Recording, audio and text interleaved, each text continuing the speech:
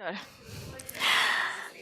Good morning, everyone, and thank you for being with us in this cold winter, almost end of the year event. My name is Anamaria Dutceac Segesten. I am the leader of Work Package 4 within the project So Close. And this is the last event, if I'm not mistaken, of the entire 3-year long Horizon 2020 project. So we are very happy, in a sense, to be here with you and share the insights we have gathered over the past 3 years. And I'm very happy that I have several members of the audience, both from the project but also from outside. So feel yourself very, very warmly welcome here. And also welcome to our digital audience that hopefully is already on Zoom. So hello, and hang on, is going to be a day packed with exciting activities, both in person and online. The entire event is designed to communicate to a Swedish audience, but also to a global audience, of course, the results of the program, but also how we got here. The tools that we built together, but what have we learned by building these tools and in implementing these tools and testing these tools in 4 different locations, covering a wide array of historical and contemporary migration backgrounds. We were in Italy, we were in Spain, we were in Greece, we were in Poland, very different contexts, in very different organizations. And in every case, our 3 digital tools that we'll have the pleasure to discuss in more detail throughout the day were successfully implemented. So that already is a great achievement for us. Also, here we are at Lund University, even though de facto we are in a beautiful cultural historical museum of Kulturen in Lund. But the event is organized through Lund University, and so we also have an academic dimension. And we're also interested in thinking about the lessons learned from an academic point of view, from all the practical implementation and all the contacts we've had with cultural organizations and refugees and migrants themselves. So I'm looking forward to a very intense, but also very interesting, according to me, and hopefully also according to you at the end of the day, program. So let me very briefly give you the outline of what we will do today. After these brief welcoming remarks, I will have the pleasure to present to all the Memory Center platform, because that is the cumulative knowledge, the database of everything that we have produced over the past 3 years. And I'll not spend too much time, but just showcase some of the elements that define the Memory Center platform. After which we will proceed in the first part of the day with individual presentations, and we will follow the order into the available program that you can also see online. So we will have individual presentations, we'll have some small breaks, and I want to draw the attention to these breaks because they are not entirely empty of activities, especially for our online audience, as our colleagues who join us from the project but digitally will be there in breakout rooms to guide you and explain some of the more detailed activities. So in the first breakout room, we will have the colleagues from the Peace School of Montesole, and in the second breakout room, we will have the colleagues from the engineering in Italy. So in the breakout rooms, digital interactions. In the physical room, we'll have physical interactions, and we will be able to exchange some ideas. There will be a lunch break in which you could navigate the tools for your own pleasure if you want to. And then we will wrap up the afternoon with a panel discussion. I begin here the apologies, namely that due to sickness, 2 members of the panel are unable to attend. So Samuel and Lisette, both of them have caught the flu, which is unsurprising being the fact that it's December and after many years of pandemic, now all the viruses have free play. But of course, it's a very unfortunate event, which basically will translate in us having more time to interact with each other and take more questions from the online public. And I will make also a mention for this. The online public is welcome to comment and leave questions ongoing. So even as we speak, they can use the chat form in the Zoom app, or they can comment using the stickers in the Miro platform. So you are welcome to place comments or questions throughout the day, and we will definitely have allocated time to interact also with the digital audience. But of course, our physical audience is also very important, so feel free always to jump in with comments and questions as we go through. And I think these will be the most important introductions. I'm looking to my, my right hand, the person who made all the practical things together. Lily, is there anything that I should mention, or is everything, we're good? All right, then. I think we are then ready to go and look a little bit at the Memory Center platform, which has evolved also in the last days. So it's always an evolving object, digital object at that. And I wanted to start discussing it because in a sense, it is the sum and the repository of everything that we have achieved in the project, and also where future organizations will be able to share their outcomes, the way they will use digital tools in their own respective projects. So it's a repository, it's a digital storage space, but even more than that. So it's called a Memory Center platform because it gathers input from various single users. For example, in our case, we had 4 different cultural organizations. Each of them put their content into the Memory Center platform, which you can imagine it's kind of like a well-structured Google Doc or Google Drive, a cloud storage that is designed to be permanent over all projects that have the digital tools created in SoClose as their ground. So besides being this digital repository, which in itself is very important because it gives longevity and sustainability to the project, so nothing that you do is just temporary. It has longevity even beyond particular events that you organize or particular exhibitions, let's say, or data that you gather. The Memory Center platform also offers some other functionalities, and this is why it's definitely more than a Google Drive or another cloud storage.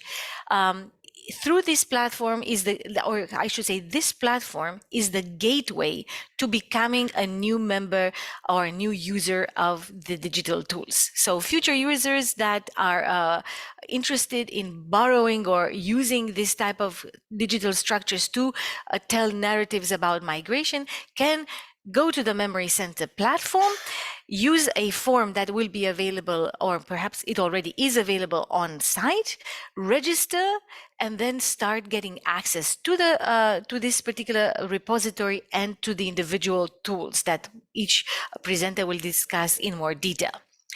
Not only is it an entry point, but it's also a way to administer and manage the content produced. So you could have a public arena, or you can have a private arena. So in the private arena that only belongs to your organization, you can organize, label, and group thematically the content that you yourself as an organization has produced.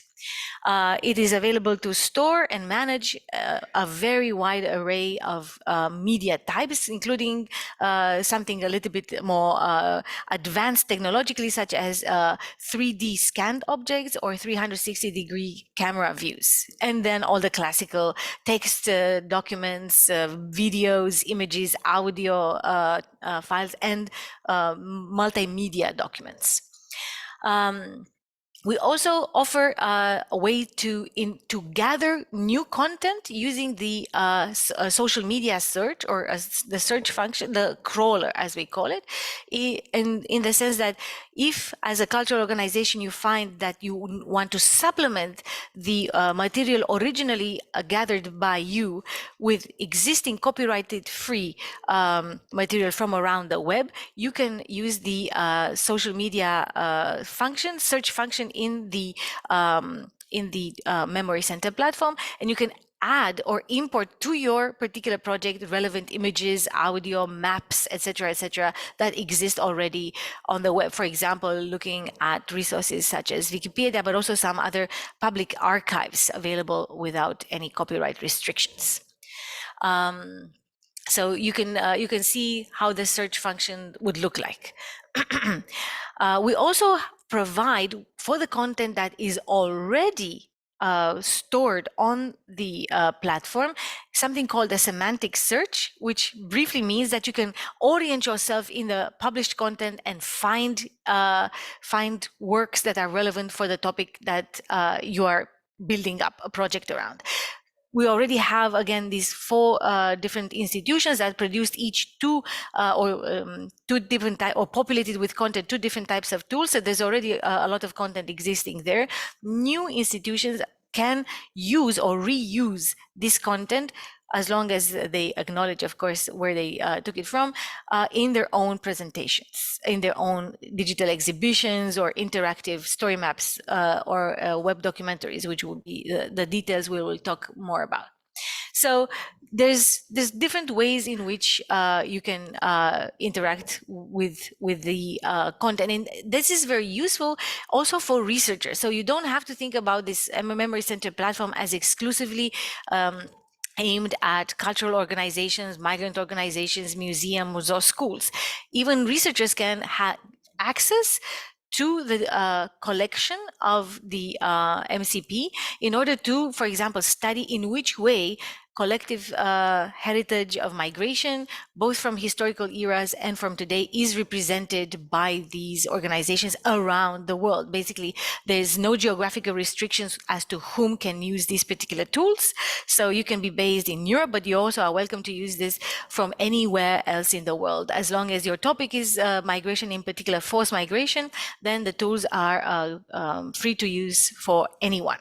Just to be very clear, it's not, even though it's an EU-sponsored project, it is not restricted to EU-based organizations. Moreover, we have also the what is called here in more technical term external system interaction, which means that the tools and the MCP itself provide you with various opportunities to post the content outside, for example, through QR codes that are available both for complex content and for individual items, and also social media links. So one can use the stored content here to also reach out in various channels that the cultural organizations would want to use to amplify the reach of their communication. And the smooth process involved is also so that every time a organization posts an item, either as individual content or as a coherent story, a narrative about migration, it will be saved in this particular storage space. So nothing will be lost. One can choose to make the thing public, or one can choose to keep this only for internal use. So for example, you can use this MCP as a repository for the ongoing projects even before they are published, or you can use it to showcase the outcome, the final product of the designed events or content in general. So I invite you, of course, those of you that are not familiar with the content, to take one of the breaks and use the QR code or the link to interact with the public collection, which showcases the projects already finalized within the so close 3-year period, and also to look at the type of content that is available through these already finalized projects as some form of inspiration for what the possibilities MCP and the entire toolkit holds. Are there any questions about this MCP? The Memory Center platform. Oh, I forgot to add that the plans are designed to hopefully integrate our content with the largest cultural heritage database in Europe, Europeana, so that the two databases can talk to each other and be compatible with each other. So that's another incentive.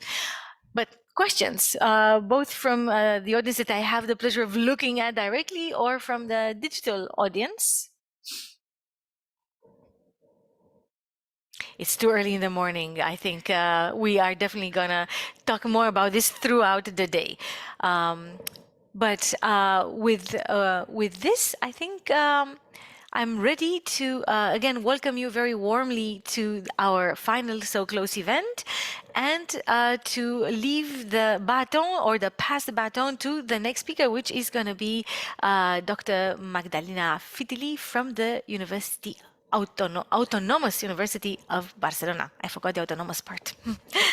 Please, Magda.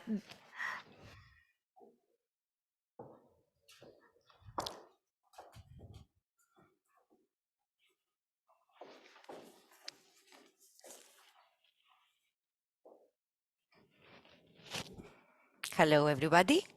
I would like to thank, first of all, Anamaria and Lily for organizing the event, and of course, all of you for being here, physically or virtually. So I will start my presentation, connecting past and present, a historian's point of view. I'm a historian, and from a historian's point of view, the most important common characteristic of history and cultural heritage is that both reinterpret the past for the sake of the present. So, as historians, we should first think which historical episode or episodes we want to highlight, to reinterpret, and mainly what kind of memories, narratives, and experiences we want to activate. So, the most important when we want to connect past and present narratives is to think in terms of common experiences and not in terms of commonalities regarding the historical facts. Just to give an example, in our case, the central topic was the cultural heritage of forced displacement of the 20th and the 21st centuries. So in this context, we did not compare World War II with the Ukrainian or the Syrian war, but the common experiences of the refugees generated by World War II and the Syrian or Ukrainian war. So we strongly believe that co-creation is the most adequate methodology and a process that should be implemented from the very beginning. So even if as historians we have always in mind which historical episodes we wish to highlight and connect with the present, we should first receive input from all relevant stakeholders. So we have to create together with our stakeholders. It's not about users or customers, it's about people, the things that are the projects that we want to create. The participants are active agents and not beneficiaries if we apply co-creation. Co-creation invites multiple perspectives, so we don't have to impose our historical perspective. Co-creation is very inclusive and very open and very constructive. And for doing that, first of all, we have to create a safe space and let people to contribute in their own ways. And of course, it's open-ended and very difficult or unsure process, but we will talk about it later. So the first thing we have to do is to do an excessive assessment of the gaps and needs to understand how we can use the digital tools for correcting past and present, because, for example, we don't know if we understand in the same way the digital tools or the projects we want to create with our stakeholders. So there are many ways to do this. In our case, we did 160 semi-structured interviews to understand the different meanings. Of course, as I said before, this is a very complex and multi-directional process. On one hand, in our case, we tended to capitalize on the cultural heritage of forced displacement of the 20th century to activate the memory part of local societies to reflect on the present. And on the other hand, we try to capitalize on the current forced displacement to reflect on the past. So let's go back to the process of co-creation. Another thing we have to think very well is with whom we want to create and how to include his or her point of view. So in our case, if we want to create, and we wanted to create content with migrants and refugees, we have to find ways, we have to give them the means, share the scientific knowledge, and give spaces to talk for themselves. So the recommendation is to involve actively the agents we want to include in the co-creation of the content, and we have to be very careful with infantilization and victimization, as well as we have to use cultural relatives. This is, as you can imagine, a very time-consuming, difficult, and risky result process. It presupposes also that we will find all the relevant agents willing to involve actively in this project. This is, of course, a difficult task, but our experience has shown that it's a feasible one. One way to do that is to involve as many participants as possible and divide the work. Just to give an example from the Greek case, we wanted to interview a Greek citizen who became a refugee during World War II and lived in a camp in Aleppo.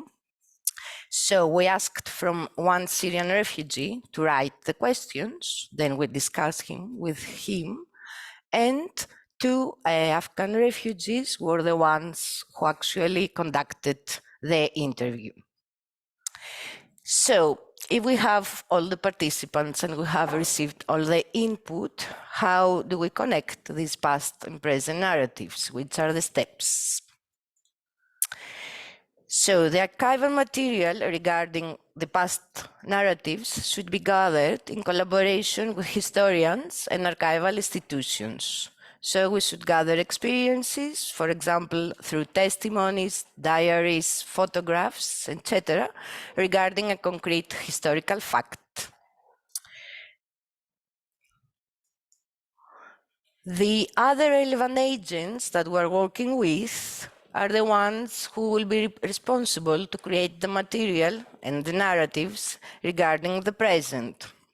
So in this case, we have to recruit agents which are already familiar with the project and have shown a special interest, or if this is not possible, we recruit other agents who have shown some kind of interest, and we hold several meetings with them. These meetings, we can think of these meetings as workshops. So first we present the project and the content of the tools we want to co-create. We give them all the historical information, all the historical context, and then we contextualize and historicize with them these past experiences. So that is, we explain to them the concrete historical facts and the concrete historical context, and we're explaining how these agents in the past reacted to these situations. Then we ask them how they react in similar situations and what similarities and differences they see. So we have to think how different historical situations can generate kind of similar experiences. The next step is to identify, along with agents, common patterns and establish connections. So in our case, the common pattern was conflict and forced displacement. So mass displacement has a systemic character. Displacement has always been part of the global order. So historically speaking, in the case of forced displacement, there are many common patterns. So the first one is the person and his or her legal status. What today we call a refugee from 43 to 51 was recognized as a displaced person, and from 51 till onwards is recognized as a refugee as internally displaced person. So we have to think how these persons are or were protected and how this has affected their lives. The second one is the international and national protection and the agreements between countries, and the consequences, of course, of these decisions on the lives of the refugees. Just to give an example, the illegal mass returns have a long history in Europe. Another common pattern is the reasons to flee from their country of origin. So the reasons have been always the same: occupation by foreign forces, famine, bombings, violence, persecution, political, gender, sexual, religious reasons. Another common pattern is the trip and the difficulties generated by the trip. So how one crosses the borders, the sea, the money needed for that, the boats, the traffickers, the shipwrecks and the drownings, the separation of the families, the behavior of the authorities, bribes, sexual harassment, etc., or instead any kind of help. Another common pattern is the camps, hotspots, or other spaces constructed especially for refugees.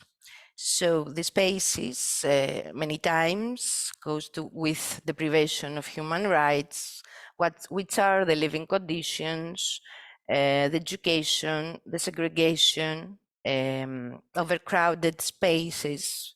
Many times they're trapped there for months or even years. What's the role of the NGOs? What's the stance of the local population? How the refugees have a kind of self-organization empowerment, how they show their personal skills and things like that. Another one is the return or the integration inclusion in the host country. So the displacement can be temporary or permanent. So repatriation could not be possible for political, religious, or gender reasons. So we may have a prolongation of the war, the possibility of return, which is the integration process, which are the challenges and the sources of support for the integration process.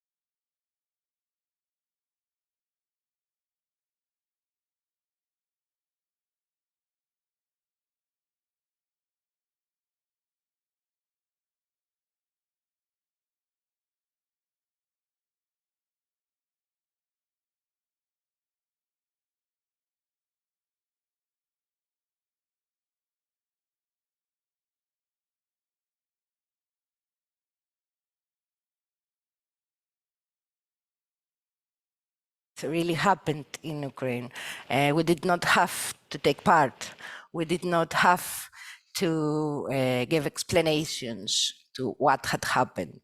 So it's different when one examines the historical context, and different when one examines the historical fact.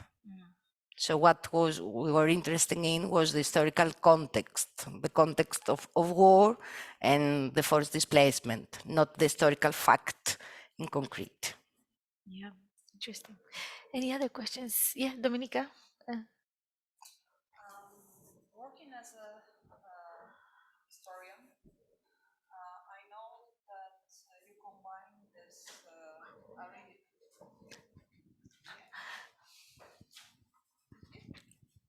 Thank you very much. My name is Dominika Kasprowicz. I come from Krakow. And I have a question to you, being a historian, but also a person that is actively involved in the ongoing social processes and working with people who suffered or who experienced the forced migration.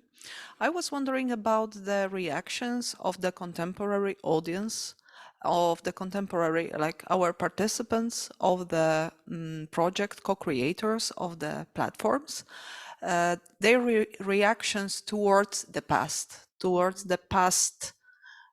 archival materials, facts, but also experiences you were talking about. Yes. Yes, it has to do with the previous question again. Yes, for example, again, we'll use the Greek case. The past experience in the Greek case was trickery and was forced displacement during and after the Greek Civil War. So as you can imagine, there are very, very different interpretations of the Greek Civil War. And talking about the women that suffered political violence and repression during the war, it is considered a more leftist historical point of view. But again, if you are speaking about how and what these people and these women in concrete lived there in the camps, how were the lives in the camps, and you speak from a more humanitarian, if you want, point of view, then then you don't have any kind of reactions. So in the case of Greece, nobody told that this is a very polarized point of view that you have decided, because the focus was again in the vulnerabilities, but again the self-empowerment of the women living in very confined spaces. And it was not an explanation about what happened in the Greek Civil War. So we did not have any kind of negative reactions. Yes, the best thing that happened was that both in the case of the story of the Greek women and the story of the Greek refugees during World War II, these two historical situations were not visible, were not known in Greece. So for me, the best thing that happened was that we gave visibility not only to the current refugees and their situation, but again, that what happened in the past, that it's very, very interesting and very important to know about it. Are we back online, Lily, or not yet? All right, then I think we're ready for the rest of your presentation. We'll have more questions later. So I was speaking about the common narratives and the common patterns. Of course, these common patterns and common narratives have negative and positive aspects. So I really believe that we should talk about both of them. In our cases, that the central theme was the lives in the camps, on the islands. The negative aspects, as you can imagine, were the living conditions, abuses, violations of basic human rights, the marginalization, because the camps are constructed very, very, very away from the cities. So there is a second traumatization in the camps, and women, of course, suffer a lot. It's much more difficult, the situation for women. But we do have many positive aspects that we found them both in the past and in the present. Women, mainly, both men, but mainly women, are self-organized, and through these experiences and through this self-organization, there is a kind of women empowerment after that. We already have said that being a refugee helps to recreate identities. So through these difficult, many times, living conditions, women can have a kind of empowerment. So the last step is to create, to write the common narratives so as to put it then in the digital tools. So it's very important to have an idea of what we want to narrate. So the connections between past and present should be very obvious when writing the script, the story, the narrative. This depends on which digital tool and which kind of project we want to create. So our role mainly in this stage is to guarantee respect to different narratives that might coexist concerning particular historical episodes. That was the case, for example, with the Greek Civil War. Guarantee respect, attached to academically verified narratives. And last, prevent inflammatory comments or point of views that could be characterized as racist, nationalist, sexist, or xenophobic. Last, we try to facilitate our agents in the producing of the material in any way we can. We explain, of course, to them any kind of procedures that they have to obtain, like consents and things like that. And last, the technical part should be assumed by specialists unless our relevant agents have the know-how. So that's the idea. Very much.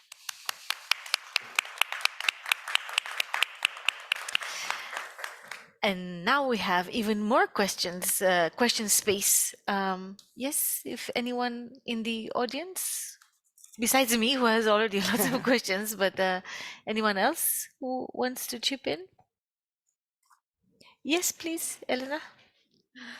I have a question regarding this, the idea of, I don't know if say compare or getting to the same level, two experiences from different historical moments, let's say. And the question is, if you consider that there is a danger of like universalizing and considering that like, okay, there was always have been wars and there has always been things, and there will be always people suffering from something like that, from a conflict. So in this respect, leaving aside like the political aspects or the more conflictive questions of its time. Yeah, okay, thank you. Well, maybe it's more of a question. It is like a doubt, something that I was thinking these times. Yes, yes. It's a very tricky question. And it's a question that causes a lot of well, there are very different views on that. There is a big conversation nowadays in Germany about that, because, for example, a very renowned Australian historian, a specialist on the Holocaust, is comparing the Nazi violence with the colonial violence. And this is based on the experience of the people they suffer from this violence. So there was a there's still going on, a big debate on how you're stealing the uniqueness of the Holocaust by comparing this kind of violence and the same, quitting every more political or conflictive aspect of that. So it's a very long debate about that. I'm against any kind of neutralization or not speaking about the most conflictive aspects. But again, for us, what we wanted to do, and I think that for this reason was more successful, it was talking about experiences. And we're not saying that all the experiences generated by different wars are the same, because of course there are many differences. And the agents also talk about these differences. What we wanted to narrate and to say through these common experiences is that there are many historical facts that generate context, that these contexts generate reactions, both from the local population and both from the same refugees, that look very alike in the past and in the present. Thank you. That was the idea. Other questions?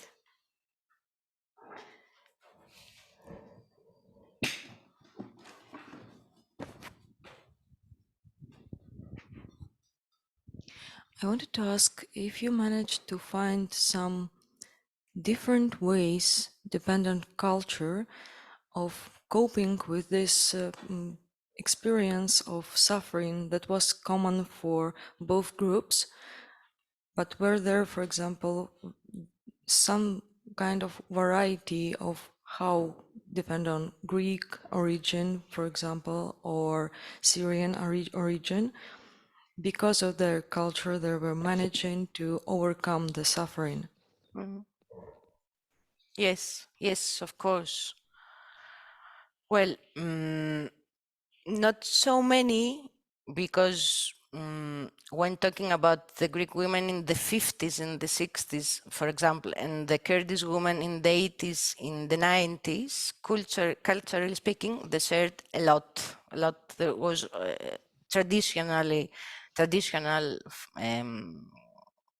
families. Women had a very traditional role, so culturally they were not so different. In the case, for example, of the Afghan or Syrian refugees and the Greek past refugees, there were some differences, mainly, well, I don't know. It's difficult to talk about everybody, because I'm thinking about one past refugee man, Greek man, for whom religion was a very important to make him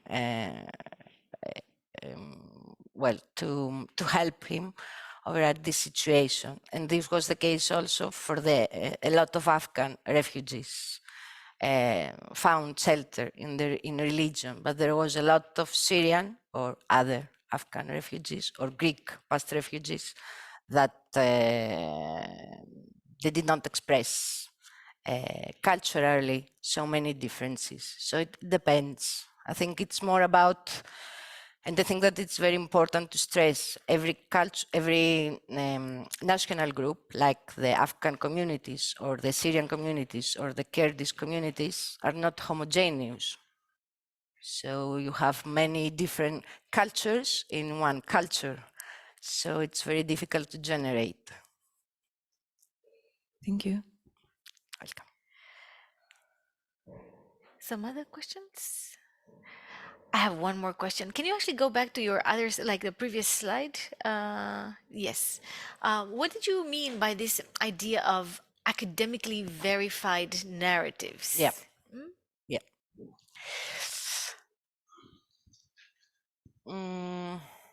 For example, we know, historically speaking, that for many conflictive historical facts who have different interpretations. No, of course. This it's the step before, the respect to different narratives. But again, if somebody is saying that Holocaust did not exist, for example, this is a not academically verified narrative. So I'm talking about things that are very extreme, Yeah. like that. And how did you deal with this within the process of creating the tool content? Yeah, so how were you able, I mean, was there a case or were there cases in which the experience or of the refugees, forced migrants from any time period, and the stories that they reproduced in talking to you directly contradicted, maybe not to such an extent as you were mentioning before the case of the Holocaust, but contradicted to some extent the, let's call it verified, the scientific narrative about that event? Like, did people think, oh, this was caused by this and that, or they did not help us because this and that, even though with more information and more scientific approaches, we don't know if this was the case. We question that statement. So if that situation occurred, how were you able to respect the narratives, but also add this layer of, yes, but maybe this is not entirely verified? Yeah. Yes, it was not the case in our meetings with the refugees, but it did happen, for example, when explaining the historical context of the Greek civil war and why these women were sent on this inhabited island. I had some Kurds that were very leftist revolutionary that were saying that they were taking part, obviously, and then I had to explain that this is a very concrete interpretation of a historical fact that still causes debates, and it's a very divisive and conflictive issue, as in any country. So, of course, we can take part. It's not wrong to take part, but we cannot say that when we are reinterpreting and when we adopt a very concrete interpretation, we cannot say that this is reality. So reality is numbers. So nobody can discuss that 5,000 Greek women were sent there. But the reasons why they were there, it's an open debate. All right. Thank you very much. And once again, let's give a hand of applause. Thank you. Thank you very much, Magda. And yeah. Oh, great. Back to the podium. Sorry.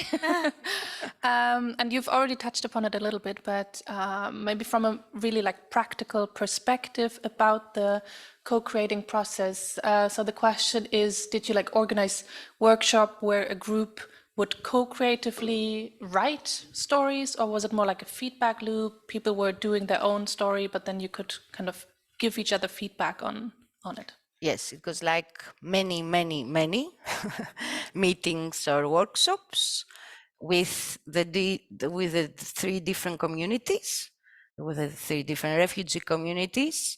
What, to be very sincere, what I would like more is to have meetings with all of 3, of communities. This was not the case because mainly the Kurdish community did not want to coexist with the Afghan community. Yeah, so I think that more tandems should have taken place to change a little bit cultural biases, but okay. So they were taken. We did like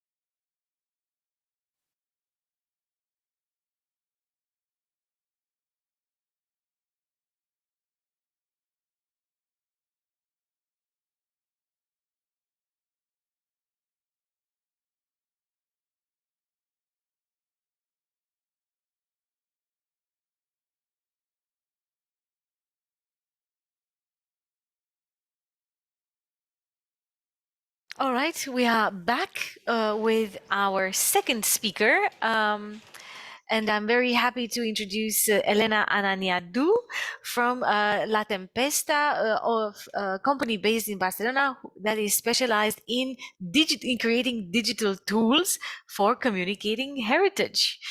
So the floor is yours to guide us through how these tools were created and what can we do with them. Thank you. Thank you, Anamaria. Thank you, Lily, and all of you who are watching us now. So yes, actually, I am going to present the three of the various tools that we created in So Close. The other one that I will not be going into much details is the MCP that Anamaria has already explained. Okay. So yeah, actually what I am going to speak about today is at first have a quick comment about which has been the starting point, let's say, of the project and what was expected from these tools. I mean, what we were thinking when we started working on these tools, and what was the initial idea, let's say. Then I think it is important also to have an overview of the process of the design of these tools, exactly because it was also part of this co-creation process that Magda was explaining. And then we will go on to see the three tools, their public interfaces, meaning what a user will see when he or she visits the tool, the site, a project that is made with the tool, one of these three tools, and then also the authoring part, which is the more technical aspect, how can I say, the construction side of an institution that is using when you are building a project. And yeah, so we will look the projects that were created with these three tools during the So Close, and some basic steps, a kind of demonstration of how a project would be created, some parts of it at least. So yeah, I think I don't need to present again La Tempesta. We are a company from Barcelona. The only thing is that the fact that we were specialized in heritage helped us a lot to understand what we had to do in this project and what was expected from the tools.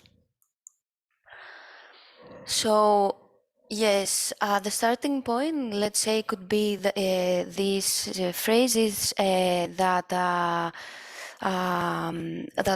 the ambition of the project is to contribute to social cohesion and fight refugee marginalization or exclusion by facilitating the encounters between similar life stories through the mediation of innovative digital tools and artistic tools. Basically, what we took out from here is that the tools that we were going to build needed to offer the possibility to tell stories and life stories. They needed to connect somehow these stories between them and the past and present narratives. They needed to give the possibility somehow to co-create these narratives. And very important to be able to be reused in the future, meaning that we couldn't just make the 8 projects that for So Close, but these tools had the obligation, let's say, to be reused in the future. And a basic requirement for that was to leverage the technological restraints, meaning that cultural institutions with no expert coding skills could be able to make use of these tools.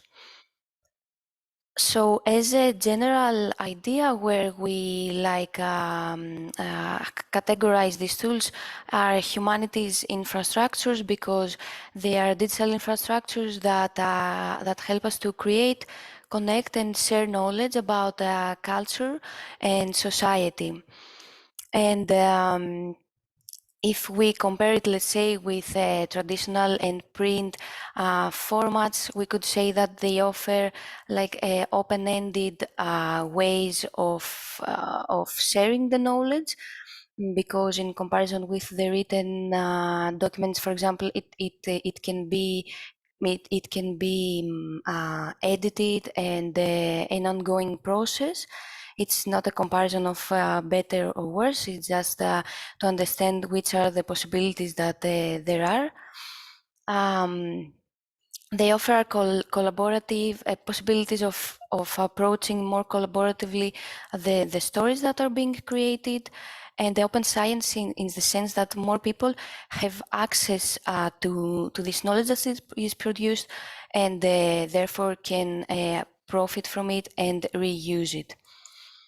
So the storytelling tools that we are presenting today, we think that are one kind of these humanities infrastructure, and they specifically allow to create and share stories. Here is a resume that actually in these humanities infrastructures, where we were actually focusing on was to create tools for migration heritage, because this was the specific topic of the project.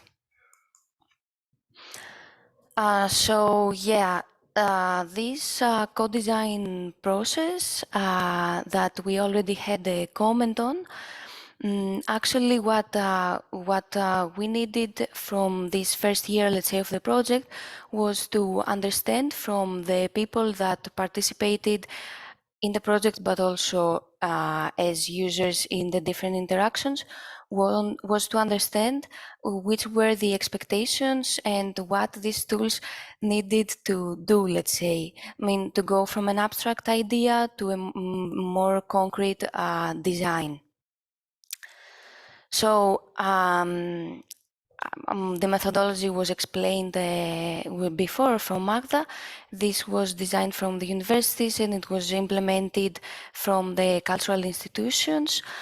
This was done during COVID times. That was an extra difficulty. And we as technical partners, what we did at that moment was to draft a state-of-the-art report, where we actually collected and analyzed examples of available tools that we could work with them, and that we could use them as a formats.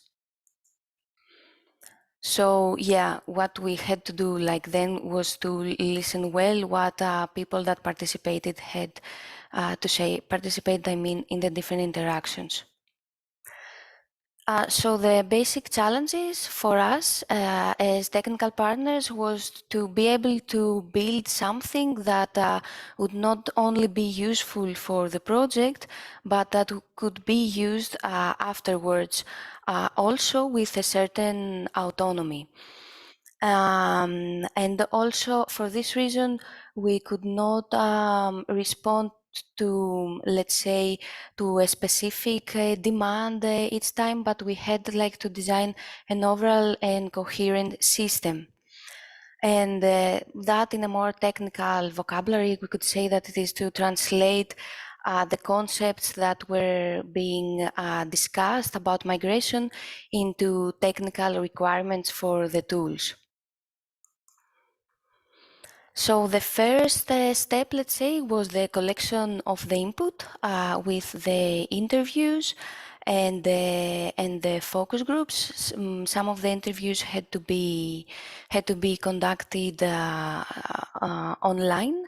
So there was a digital workflow designed in order to facilitate and give ways to do that. Before the pandemics, that was not So we were not so much used with WebEx and the online meetings, let's say, as I remember. And then the focus groups that were conducted towards the end of the first year, if I remember correctly. So we had their cultural institutions had the chance to contact them physically and bring together different people, academics, migrants, etc., so that we could have these different perspectives. So from there, we collected a list of requirements, let's say.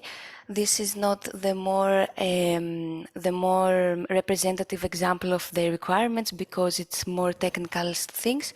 But actually what we did was to create a list with what we understood that people were asking.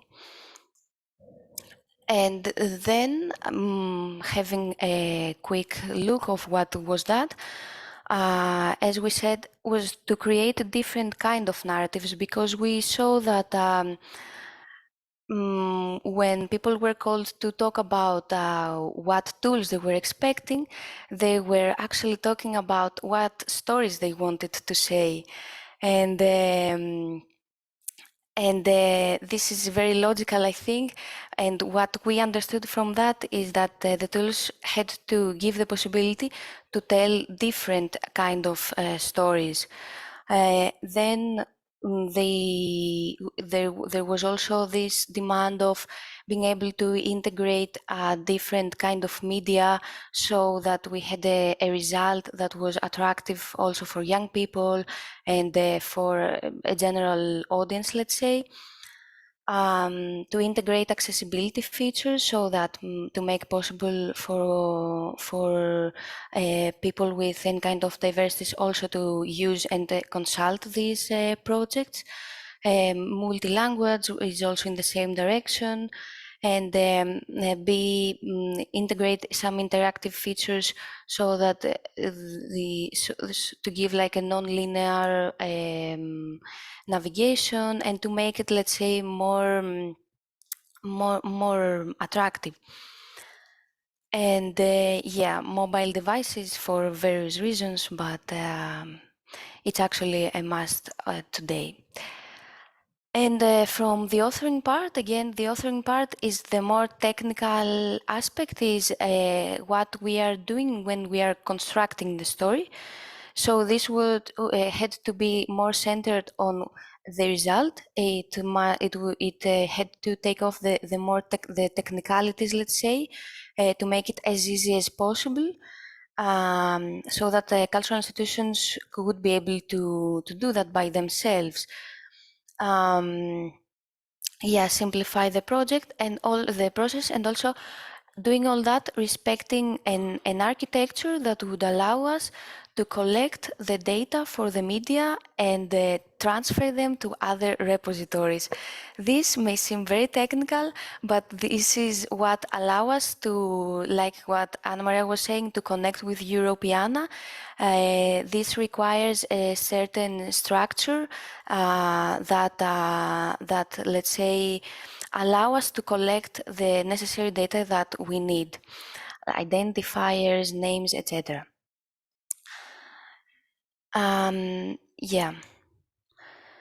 So then in the tool selection is where from the list of the available tools, we did like a valorization of all the available tools and their requirements. And we came up that the three more fitting formats would be the story map, the web documentary, and the virtual exhibition. Here, where you see gathering tools are actually like the methodologies, the participatory methodologies that were also being discussed at that time, and that could be used in each case in order to co-create the content for each one of these tools.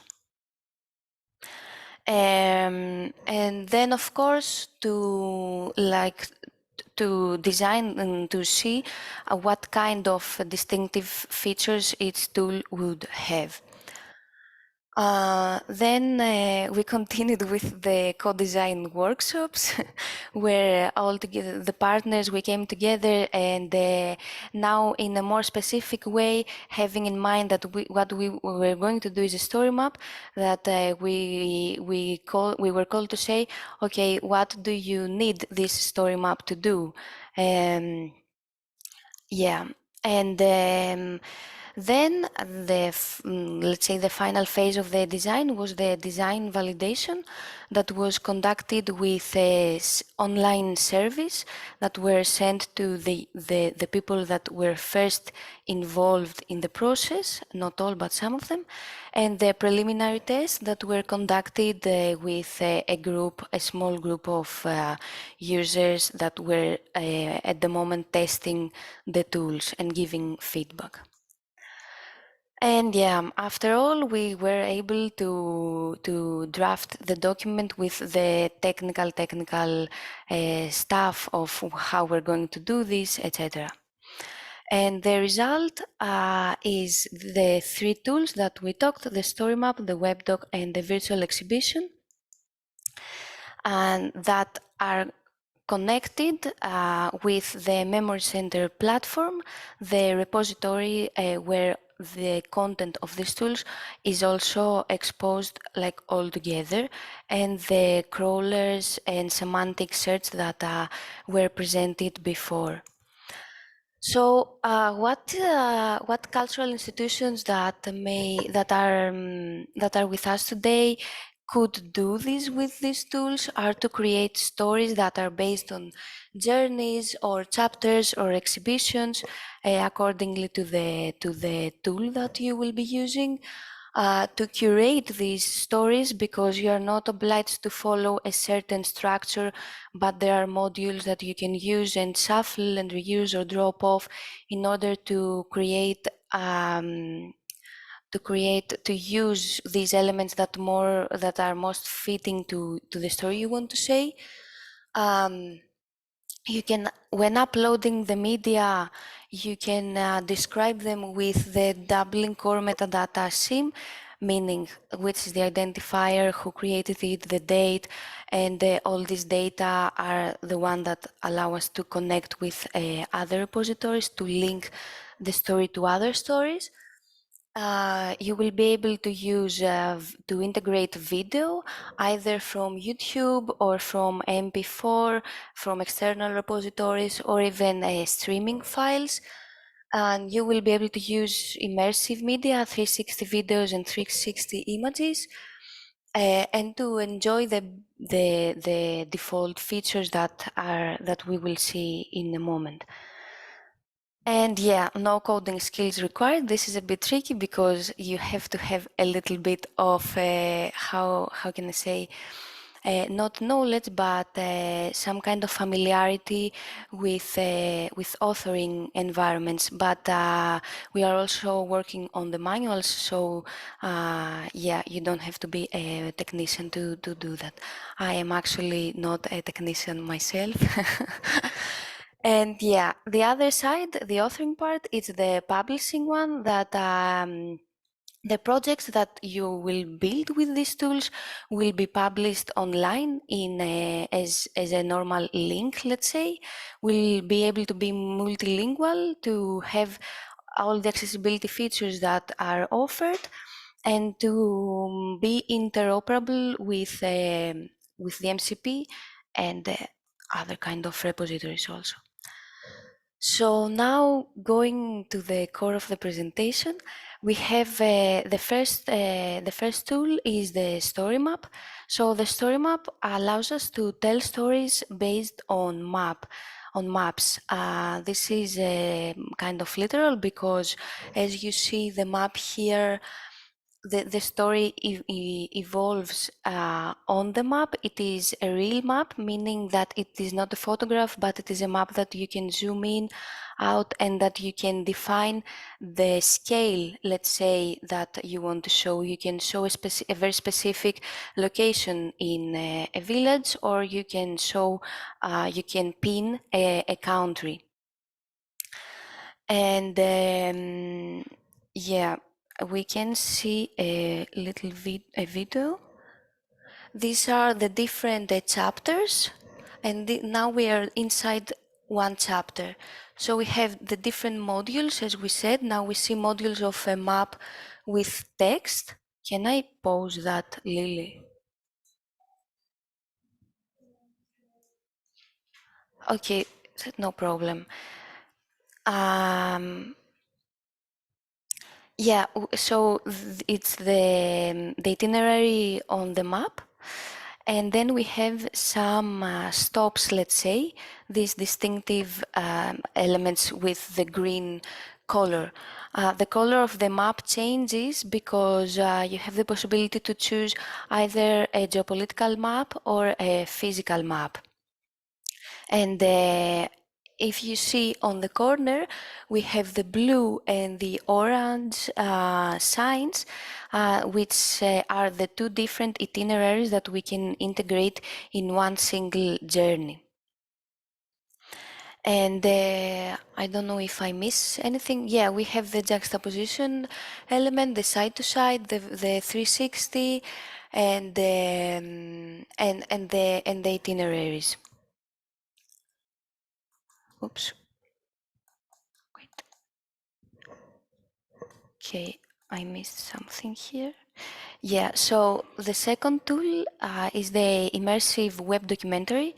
This is a tool that was designed to respond to the to what people were saying, that audiovisual is very important today, and it is a very strong, let's say, element in order to be able to give a message. So the web documentary is kind of a format that combines the classic documentary in a web format. We didn't invent it, but we adapted it for the needs of So Close. So yeah, in the front page, it is this picture over here. We have the text, the title, and a little trailer, let's say, that can be shown. And then, okay, here's the video.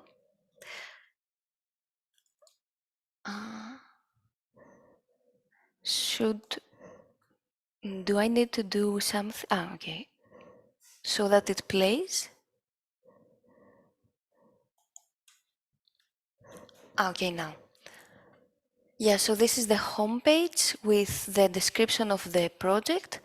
Then we have the trailer, and then we have the different chapters, as we had the journeys before in the story map. This is the project that was made by MUME, Museum of Exile of La Junquera in Catalonia. And here we have the different videos, the video gallery. So this is the main function of the web documentary, that it allows to integrate different videos into the stories. And the immersive media is the 360 video that you can see here. And then there is an option like to link in a non-linear way the different chapters between them. And last, we have the participatory virtual exhibition. This was a format that, let's say, came more from the requirements or way to do of cultural institutions. It allows to create different exhibitions. As we did before with the chapters and the journeys, the three tools follow a similar structure. And the distinctive feature of this tool is that it allows users to contribute, meaning to send content, media, and in this way enrich a certain exhibition online. So this is the exhibition that Magda was talking about before. And here you can see the first panel. We have it mainly in this exhibition text with image galleries. and the full width image, and yeah. And then there is also the possibility to integrate videos and to exhibit all the media in a gallery that I think we will not see in this video. So yes, this is the main aspect of the front of the publishing interfaces. And then regarding accessibility, briefly some comments are that actually the HTML, the core code of the project is accessible. It is very technical things, but are technical things that allow people that, for example, visit a web page with a screen reader to be able to do that and to navigate and to do it in a way that it is not difficult, let's say. And there is also the accessibility menu. This is also present in the MCP, in the repository, that has some basic features like make the text more bigger or smaller, make the contrast bigger or smaller, etc. And then the other important aspect regarding accessibility is that the video players that are integrated in the tools allow to link transcriptions for audio, for example, meaning that there is the synchronized transcription. They allow to integrate captions and descriptions for videos, what we say subtitles, and or even audio descriptions if you want to work with a streaming file. So yeah, technically that means that a project could reach a level of AA of the accessibility. How can I say? Yeah, I don't remember the word, but WCAG recommendations. So now, regarding the authoring interfaces, as we said before, what we try to do is to give the possibility to cultural institutions to customize the aspect of the project, how the project looks, to populate them with their own content, to structure the content with the available modules, and to publish the project in the MCP. These are the four main actions that a user of the project as author would do. Now, this is the structure that I think it's easier to understand having seen the project's, the front end. We have the project as the shell, and then we have the different exhibitions, chapters, or journeys, and inside each one we have the different stages, section, or panels. And inside them we have, of course, the media. So translating this into linking it with the project that we saw before, we have the GFR's virtual exhibition. It is a project made with the virtual exhibition tool. And then inside we have exhibition 1 and exhibition 2 and the different panels. This is just to understand how the structure was designed. And the modular design refers to the fact that, as we saw before, that we had different panels with text and the video galleries. Each one of them was a panel, and the author of a project can actually choose which panel to use, and to also to recreate the desired order of these panels. Here is a summary of the 8 projects that were created in so close by the cultural institutions. They were created 3 story maps, 2 web documentaries, and 3 virtual exhibitions. What can I say from our side is that we were happy to see that They were not all used in the same way, but institutions had the possibility of, for example, explaining 2 parallel itineraries in one single journey, or dedicating one journey to a single story, and this kind of narrative flexibility that we aimed for. Of course, it's not 100% flexibility because there is a framework inside of which these tools work, but there is a relative flexibility that we did work on. And now the last part is the demonstration. Actually, I'm not able to do this demonstration hands-on, but we will see the steps here. And then we have created a sample user, so that if someone wants to try that with the tool, we'll be able to do that in a few moments. So the first thing is to log in. There is, as in most platforms, there is a username and the password. You can log in via web directly, so you just need the URL, the link. If you want to provide us in the chat with your mail and your name, we can create a user for you. If not, you can use the test, the generic one that we will provide later.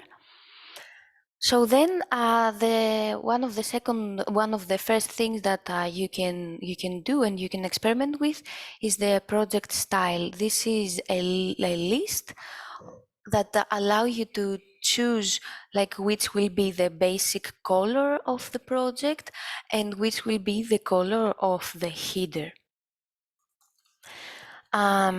Then you can, let's say the next step after that would be to configure the home page, which is the landing page, the first page that anyone that will visit the project would see. So it actually works like what you see here. You can edit or write for the first time the project title and the project description, and this is directly translated into what you will see in the front page. Now, in each tool, there are some different functionalities that you can adjust. In this case, for example, where we say exhibition, you can choose the highlighted exhibition, and then in disable news section, in the right corner, there is a section that you can either showcase some items from the gallery or the news from the news section. And accordingly, in the story map, you have some features like this that you can adjust from this page, from the home page.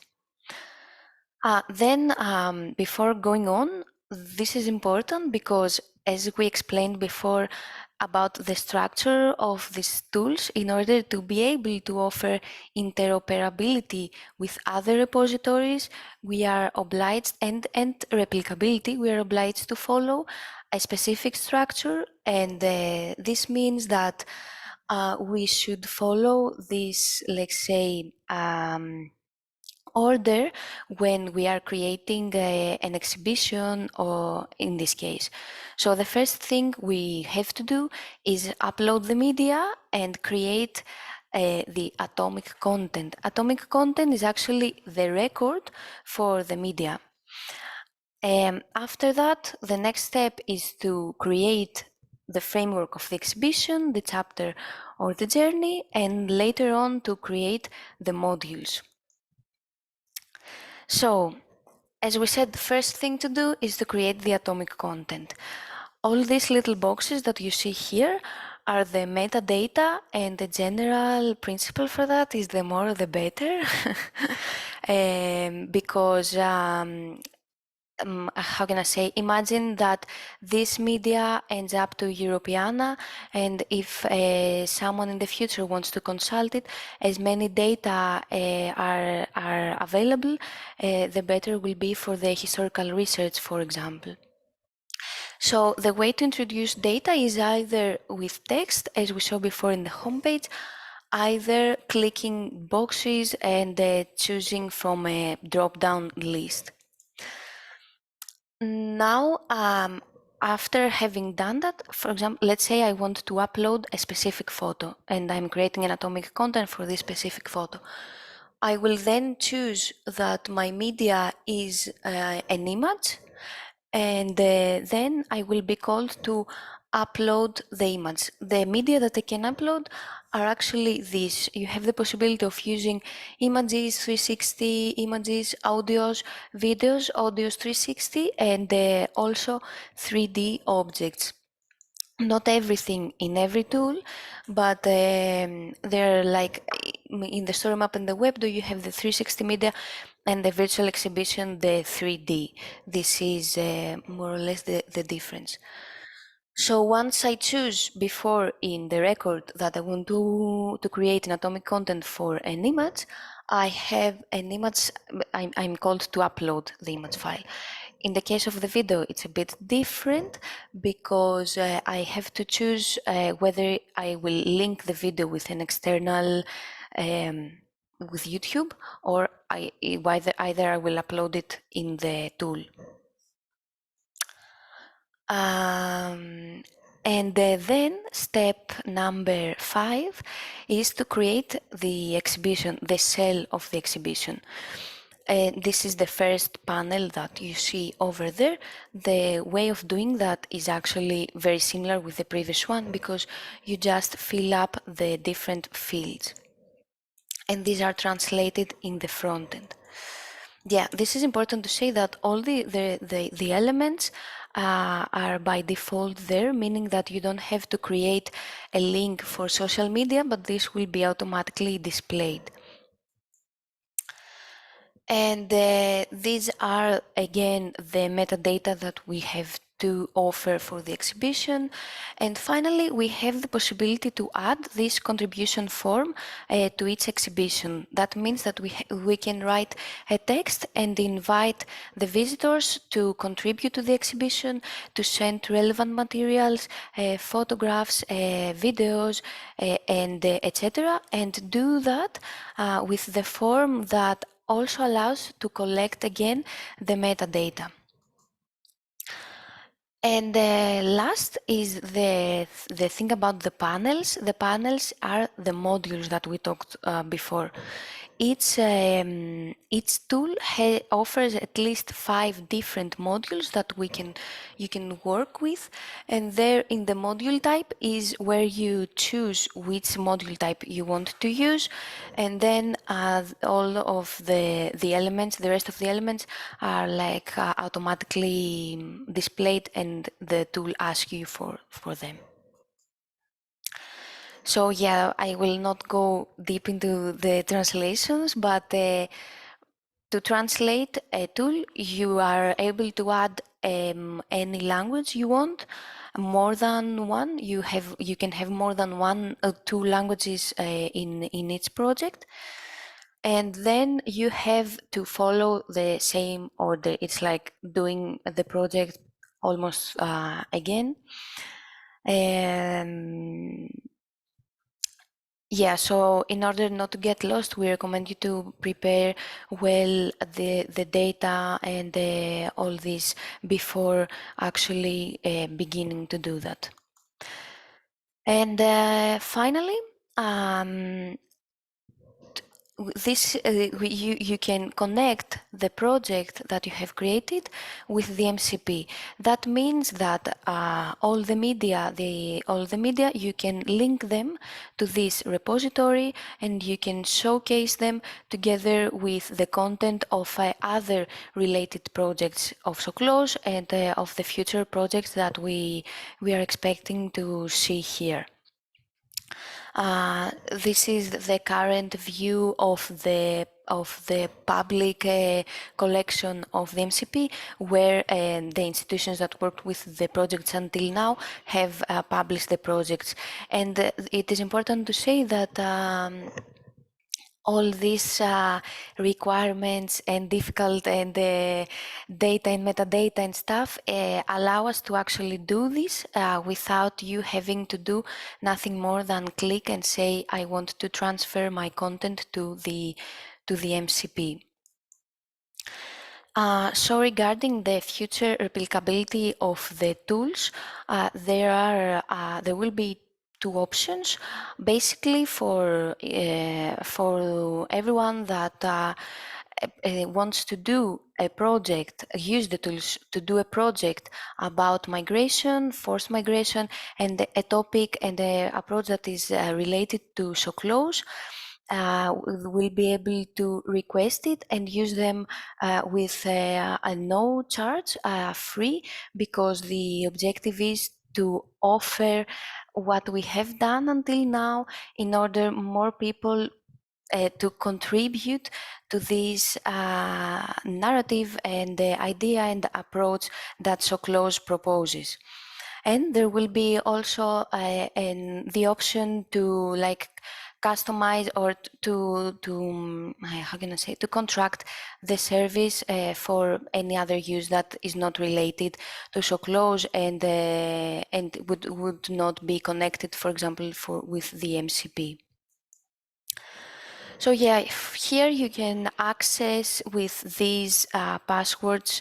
For those of you who are watching us, you can access via this link to the virtual exhibition, and feel free to test anything you want.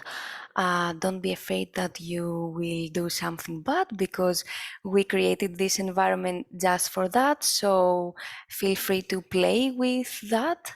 And hope that it was not too much technical. And thank you very much. I don't know if you have any questions. Well, first a hand of applause for Elena. Thank you very much for a very comprehensive description, maybe a lot of information. Any questions from the digital? Yes, maybe we have a question from the digital space. Yes, what was the contribution of refugees and migrants in the project and developing of the tools? What was the biggest challenge in the cooperation? Yeah, refugees and migrants participated in the interviews, in the focus groups, and this way we were able to consult them about what was the I don't know where to look, which was okay, here. Which was their idea, what they wanted to say. It was a consultation. They did not actually develop code, let's say, for the tools, but then they were also called to participate as authors in the tools with a username, a password, as cultural institutions did, and construct the stories. But I think that Kasia will explain this better after some moments. But were there any problems? Did you? Yeah, the challenge. Yeah, the main challenge was that that tool is a very general concept. So when people were asked what tools do you need in order to explain a story about past and present, these tools were mainly conceptual tools. I mean, there were ways of approaching the narratives, ways of what we want to say, how we want to say it. The difficulty was to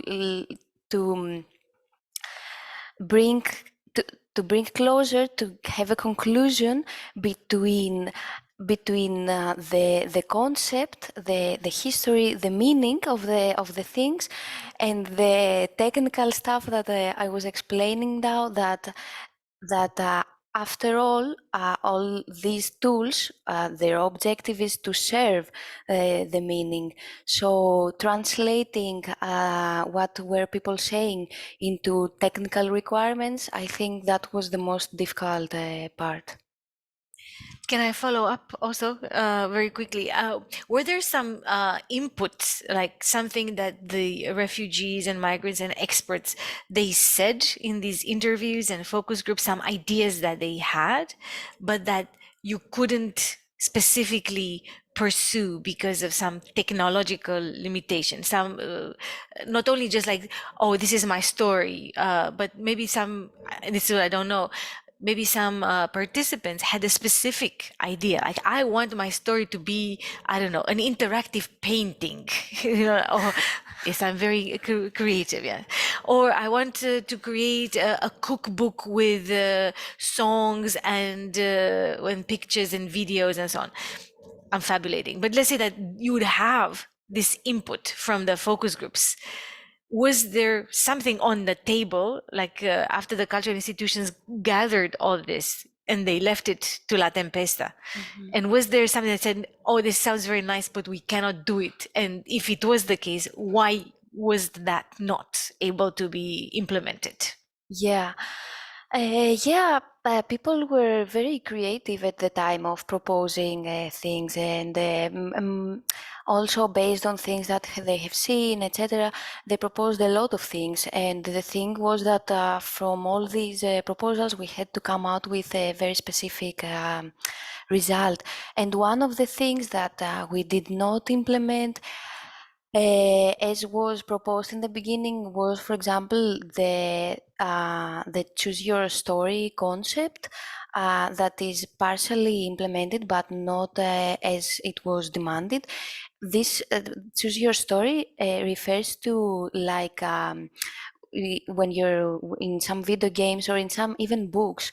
Before I used to read this kind of books, that you begin the book and then you have a dilemma, and in the basis of this dilemma you are transferred to chapter 4 or chapter 5, and so you have a different story going on based on the choices you make.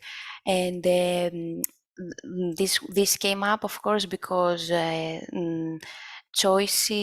because of this concept of I choose something, so I am in some place, and then I have to choose something else, so I constantly have to choose things, and the story goes on. And meanwhile, and yeah, we tried to integrate that in the end of the web documentary, but we were not able to create a completely choose your story web documentary, because it was very out of the structure that we had to follow in order to respect interoperability and replicability, meaning that if we had to do a single project, it is possible. It's not that it's a very complicated technically, but it was in conflict with other requirements. Thank you. Yeah, Dominika, please. My name is Henrik Telemann, and I'm an ethnological artist, and I've been working with projects for the last 30 years and the last 6 years with migrants. This is a world full with projects, and I'm not sure that that this is your table, but what interests me is, will this survive? I mean, this is the ending, as I understand it, of So Close. So who will tend to this webpage? Who will broadcast it?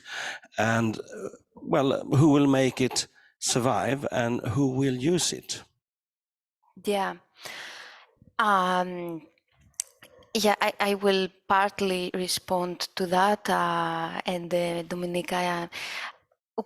When we talk about replicability, technically is that we allow a cultural institution next year to take on these tools and make a new project. So from our perspective, this is the way we expect these tools to be still alive in the next years.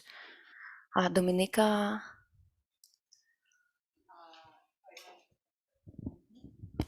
If I may add to that, as I'm a person responsible for the dissemination of the results, Of course, it's one of the biggest challenges when you operate within the project's logic.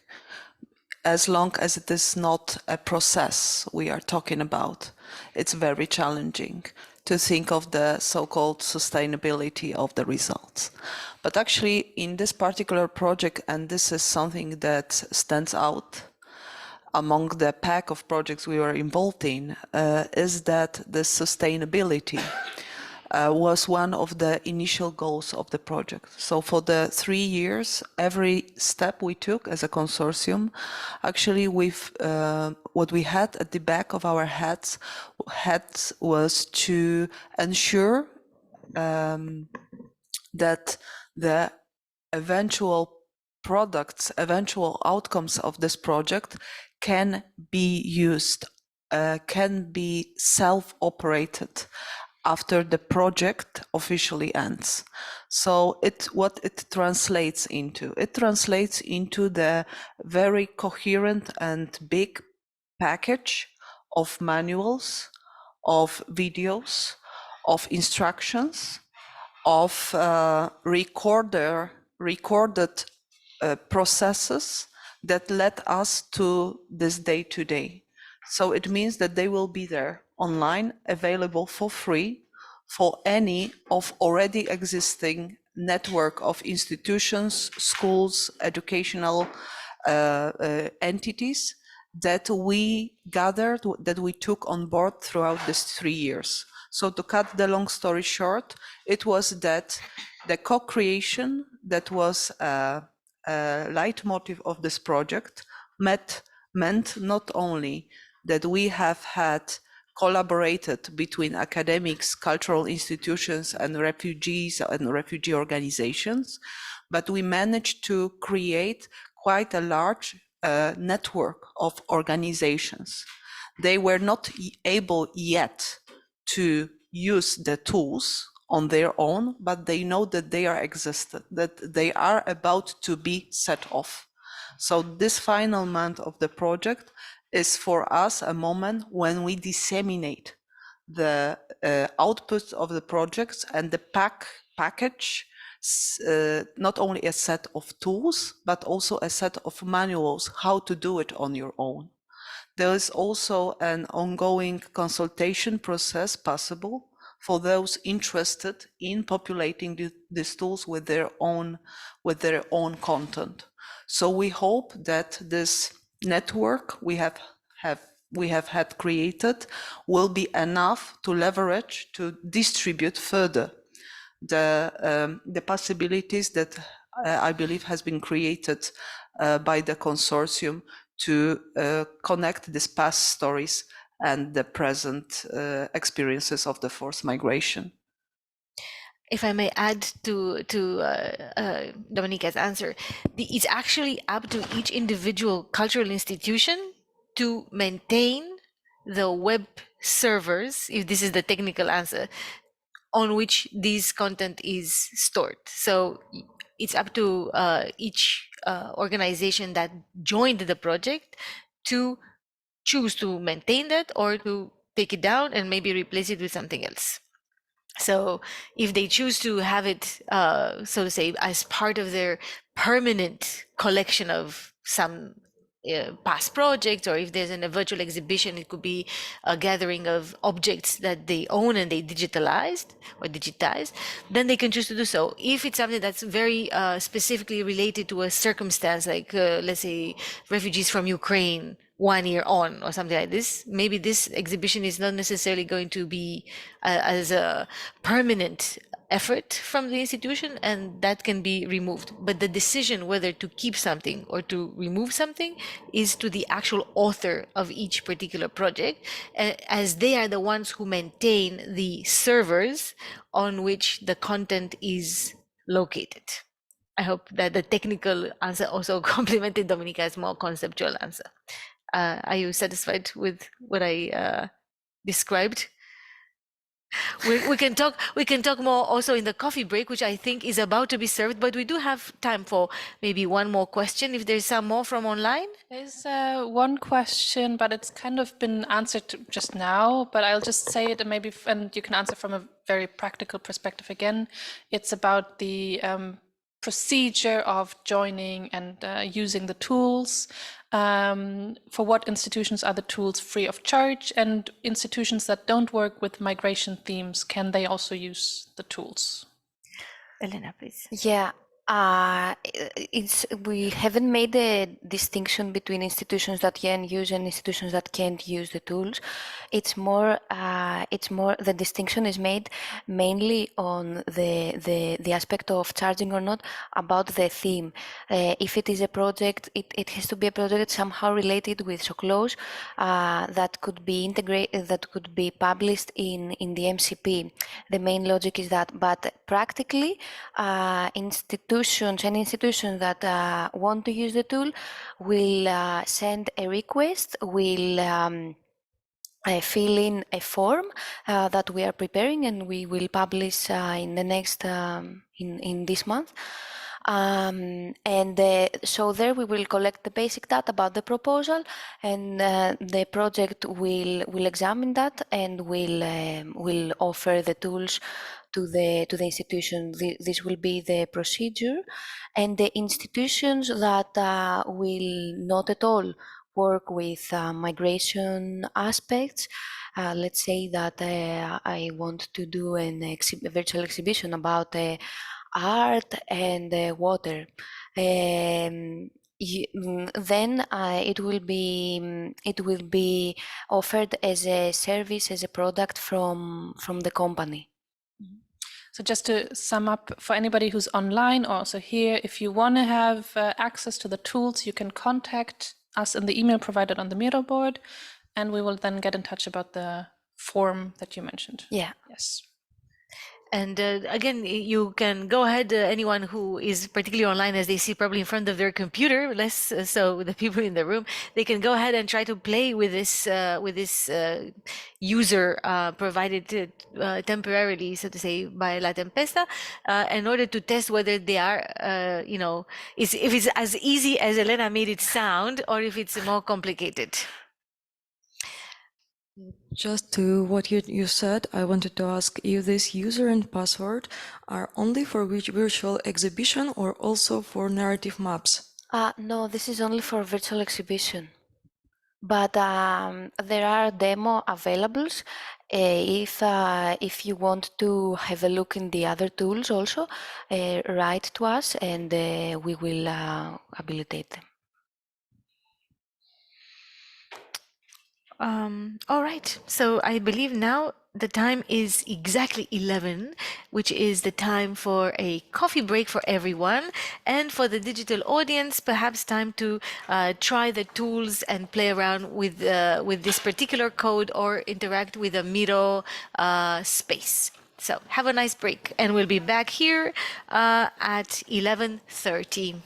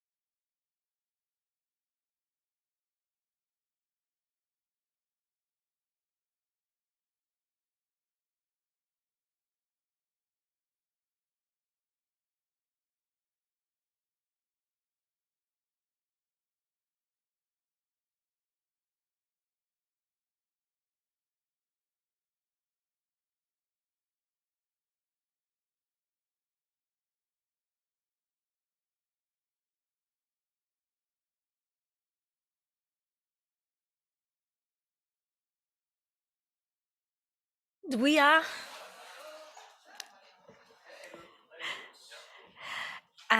back after, I hope, a pleasant lunch break. I hope that at least some of you had the chance to interact with the tool according to the test user provided so kindly to us by La Tempesta. But for now, let's put aside the technical elements and focus again on the narrative. Let's focus on the people whose stories are being told. And I have the pleasure to invite here to take the word Kasia Ioffe from Villa Decjusza in Krakow, and one of the people who helped create the narratives of forced migration from the Polish case. So Kasia, please, you're welcome to share with us your thoughts and your experiences. Thank you very much. Thank you, Anamaria, and thank you. In the first place, I wanted to say thank you because I'm very grateful for Dominika Kasprowicz to invite me to this project, and for Anamaria and Lily to make this happen here in Sweden and probably in future all over the European Union and maybe further. I hope so. And as far as I started as an art therapist and medical psychologist by education, I will provide you some information how the materials were collected and why the stories were told the way they are told. So let us remember the words of Jerome Brunner that narrative is more than a plot. Jerome Brunner is a culturologist who is also telling us the information that we human beings are expression of culture, and culture denotes as historically transmitted pattern of meaning embodied in symbols, a system of inherited conceptions expressed in symbolic forms, by means of men communicate, perpetuate, and develop their knowledge about attitudes toward life. And that was a part of culturology, think and thought about the life and culture. But when we are coming to the first man, starting thinking about our differences and our similarities, so let's remember the words from The Decent Man, 1879, Charles Darwin. And these are words about sympathy. Sympathy will have been increased through natural selection for that communities which included the greatest number of the most sympathetic members would flourish best and rear the greatest number of offspring. Why am I telling about sympathy? And why is it important? Mostly in common societies, we are mixing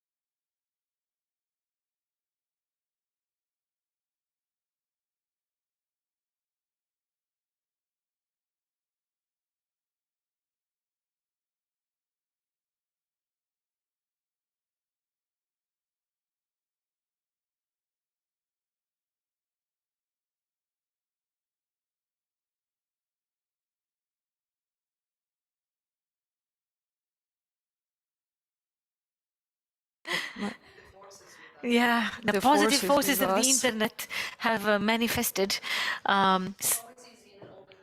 No, no, it sometimes interrupts the narrative. But thank you for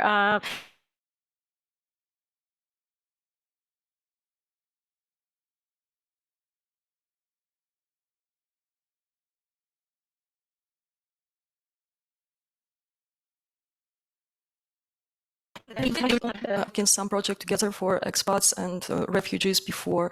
Like I came to Krakow in 2020 after the protest, and I was involved in these activities. It was my also way of coping with the damage I were coming through. So now you are back, and you can show us or Getting walk back- us through the story map for Shahida, Sara, and I will just end up the idea why it's important not only to tell about suffering and just to see if it's relatable to you. Imagine that you were coming through some kind of traumatic moments in your life, something hard to live through. And is it dependent, like, do you feel that there will be a difference in your attitude to the person you meet who struggled with the same issues on, for example, where you've been helped or not? Because I have this hypothesis that it might be a difference. If you were surviving and you survived alone and you feel this strength, but also you can feel some kind of anger and pain that you were not helped. And maybe meeting the person who is suffering, you can also feel the block that you don't want really to help because you were not helped by anyone. But if in your experience you felt alone and someone came to you and supported you, you may also feel that you can spread it because you know how hard it is to manage with it alone. When on the opposite, we are talking about similarities and how people from different cultures experience happiness or love or any other positive moments, we can just feel that they are not so foreign and they are not our enemies. And let's see very distant culture from Afghan, from Kabul. I met in Poland people that are afraid of Afghan refugees. And it was a big problematic topic when Afghan refugees were coming to Poland. And I hope that this story showed to Polish teenagers or students or even grown-up people can change their mind. So let's see what is in this story. Who are these girls coming from Kabul? You can see that Shahida and her friends Sarah and Asma, they were participants of marathons. They were running and jogging in Kabul, living there. And Sarah was sharing her beautiful memories, and she was a mountaineer. She was a mountain climbing. We don't know that we have so many common things, but there is a moment very important that cannot be put in a book. It's a video of Sarah and her little sister. They are swimming, and it's the day when the war, the disaster came to their country. So Tamils came there the same day when they were sitting in their garden with her little sister that stayed in Kabul because she is too small to escape. And they were just hiding there. Shahida's mother were saying her like the last words to say goodbye, that she wants her daughter to feel happy and to be strong and to be in a safe place. And when we are listening to their stories, to the video that were taken with them, then we see these small moments of their life. We can also relate to these stories. Back in the Kabul, for example, Asma and Sarah were also biking a lot, and I noticed that people in Sweden are biking a lot. Yeah, we can just pay attention to these small connections between us. And living in Pakistan, for example, when Shahida already moved. She was taking part in artistic movement, and she was also a dog rescuer.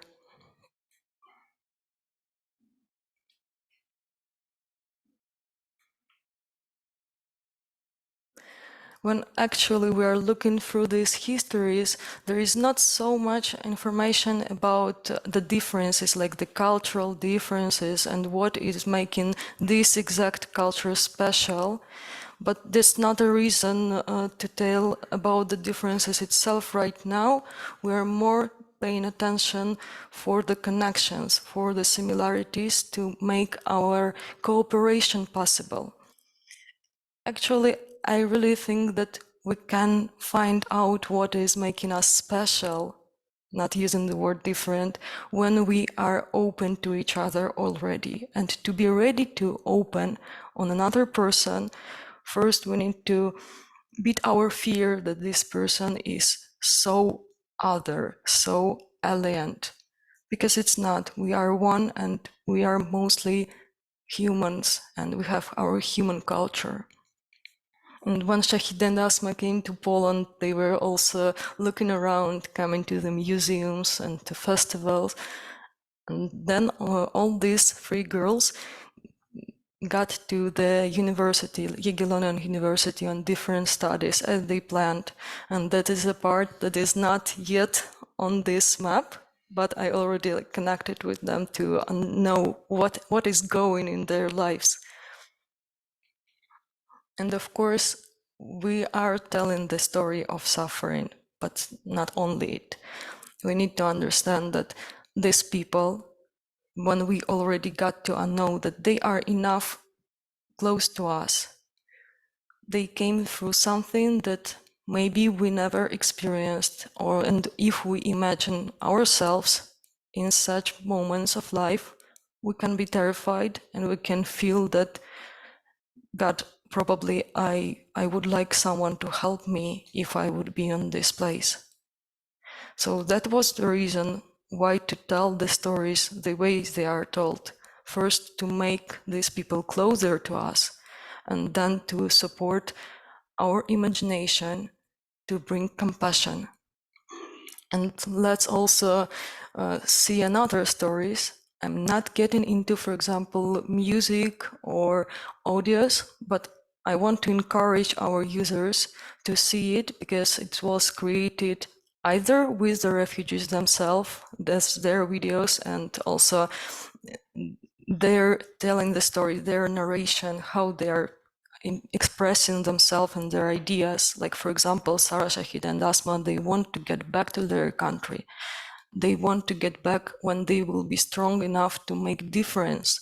It's not like they are hiding for good and they will never come back. Each of the people I talked to, they loved their countries and they wanted to make difference, and that's why they are refugees right now, but there is the idea to get back. Most of them were having this idea. It's family from Ukraine. They want to come back. They know that their home is there. My friends from Belarus, they also want to come back. Actually, when I'm staying here in Sweden, for me, Sweden is very, very familiar with my Belarusian memories. I saw Belarus pretty the same. And I know that my country might be also safe and wonderful place for culture to arise, for science to arise, for people feeling great. And it's only a reason of us to make this difference. And it's impossible when we are trying to fight with a word, with a person who keep a sword or a gun. So let's see Svetlana, Pavlos, and Danila's also story.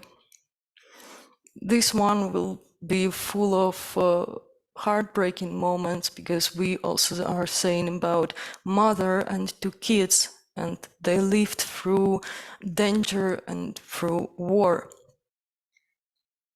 But we also are starting from the moment how it was to live in a peace, how it was to live as a family in Ukraine, to understand that it's not so distant as we can imagine in our heads, and it's not a kind of fairy tale with people only singing folk songs in the language we don't understand, or living in wood houses. It's not so right now. Here's Danilo playing with his father in the morning. You can also put on the video. It's very short. And it's also very important because right now their father is not with them. And it's impossible to meet.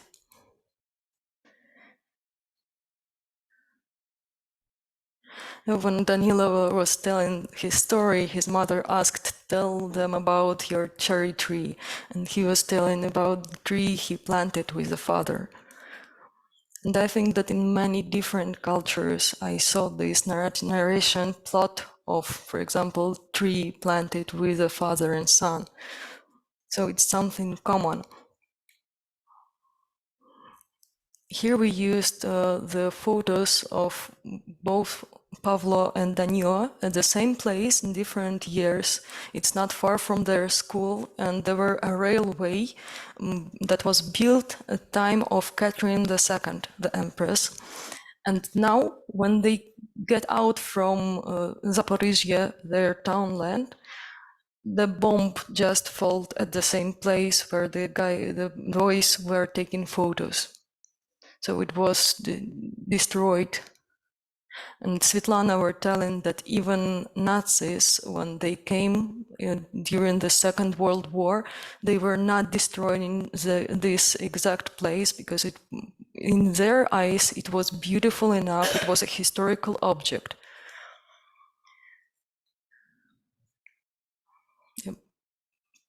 Pavlo, after taking the interview with us, told that when he saw with his own eyes himself telling the story, he stopped being ashamed of feeling pain or feeling fear, and it helped him also to accept what he is coming through. And Danilo started sleeping better. So we had real effects of these interviews on people, and it was also very important for me that this project is not only creating some materials or saving memories, but it's really making the difference and bringing some peace to the people involved into it. And maybe it's a reason also to encourage refugees to create such stories, to tell their narration. It has a psychotherapeutic effect.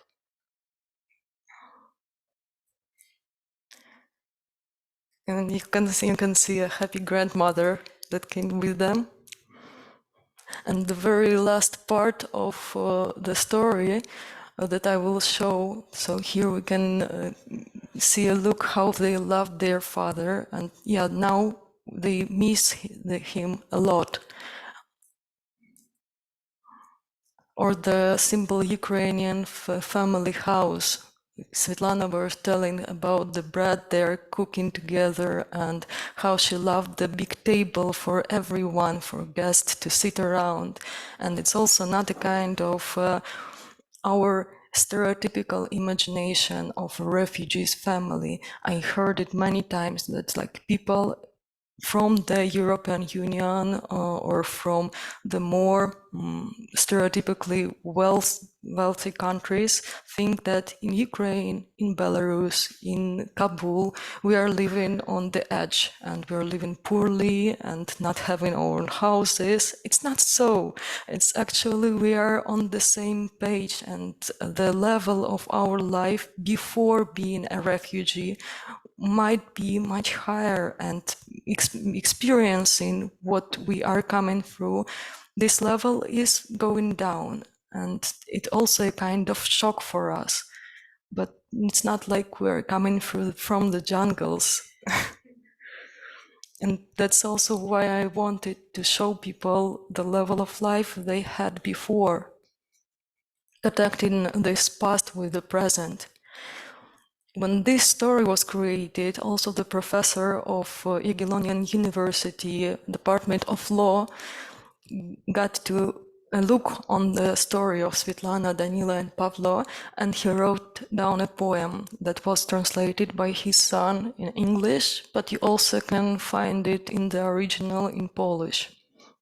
And he named it A Heaven Story, and my friend, who is a German-Estonian composer, wrote the music to it and to many other stories. So it was a kind of process of co-creation, and telling the very sensitive story was touching the hearts of other sensitive people who were open to, and they proposed to create some art to add it to it.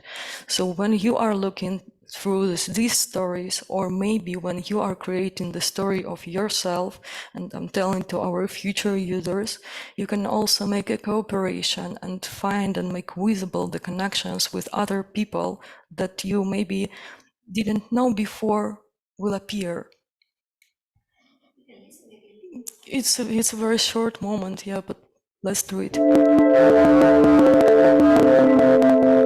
you, I'll share a slide down to form a flowery shelter of petals and leaves, so that the on the tree are giving bumblebees to fear nothing but the numbing sound of caterpillars on a leafy gown, and cherish your calmness within our shared sleep.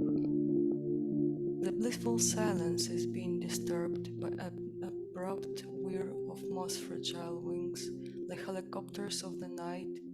Unearthed armies of ants march out of their trachels, fruitful and fertile the night calmly sing, as drones exhausted lay down their defenses. The squadrons of butterflies scare the sky, dandelion bombs blown up by sign, with braids entangled, with nightingales quailing, a cherry group blossoms save the earth from flailing. Thank you for Frederick Anji and his son to create this poem and the beautiful translation. When Svetlana was telling me like why she is so positive and so open, she was smiling all the time. So she told me that she still believes that they will win, and there is no reason to cry, and there's only the reason to be grateful that you are living and that you can tell your story and that you can smile, so do it. It was very empowering, and I'm also agreeing with what before Magdalena told about this empowerment of women. And if you would dive a little bit more in the story of Svetlana, you will find the moments when she was on the road and she saw the cars staying at the points of this road with the same Ukrainian mothers and their kids. And these mothers were overtired, but they also shared the same story. They were trying to save their kids, and she didn't want to get out from her country because she didn't want to leave her husband and her motherland. But when the bombs were falling down, she got to understand like this feeling that she need to save her kids, and she was also terrified until she saw the other mothers at the same moment sharing the same experience, saving their families from the danger.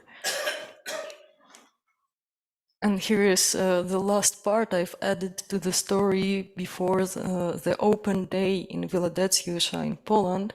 It was a gift back from Ukraine, from their father. And also the moment that touched my heart was that Danila, the younger kid, he kissed the ball.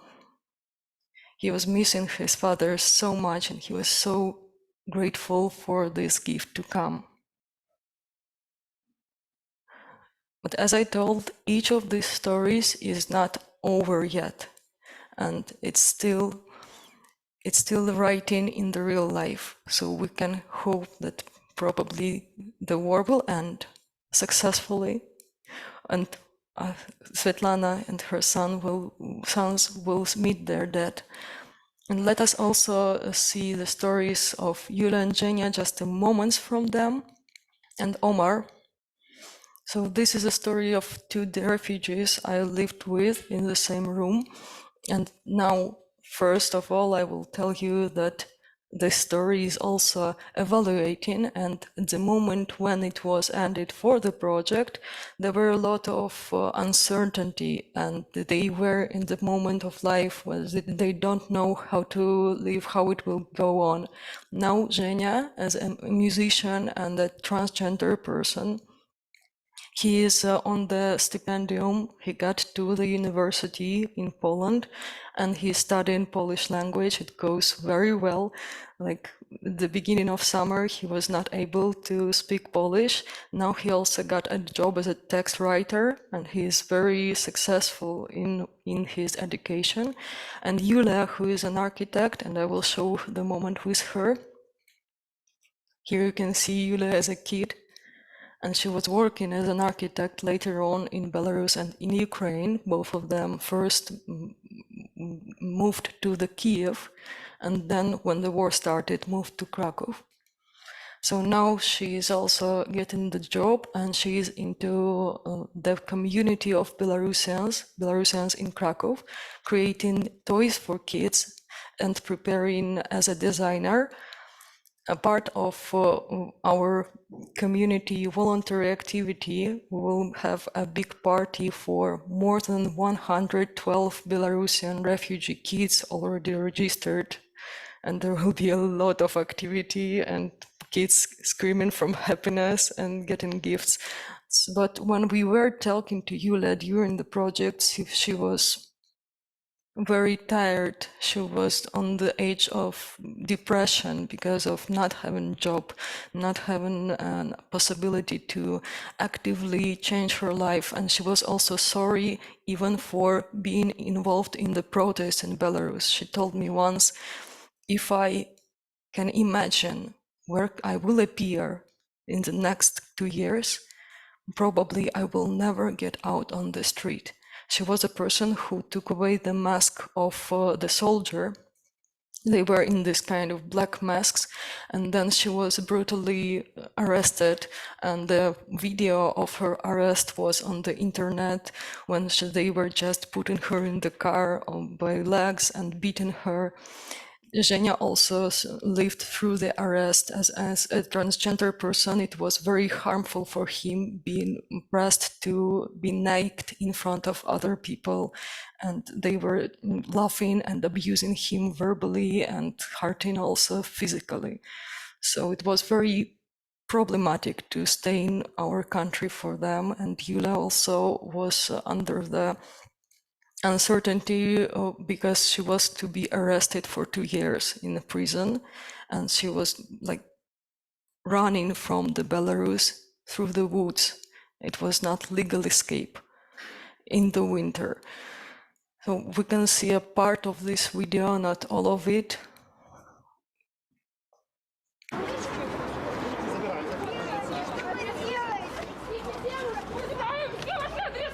People tried to take her away, but not successfully.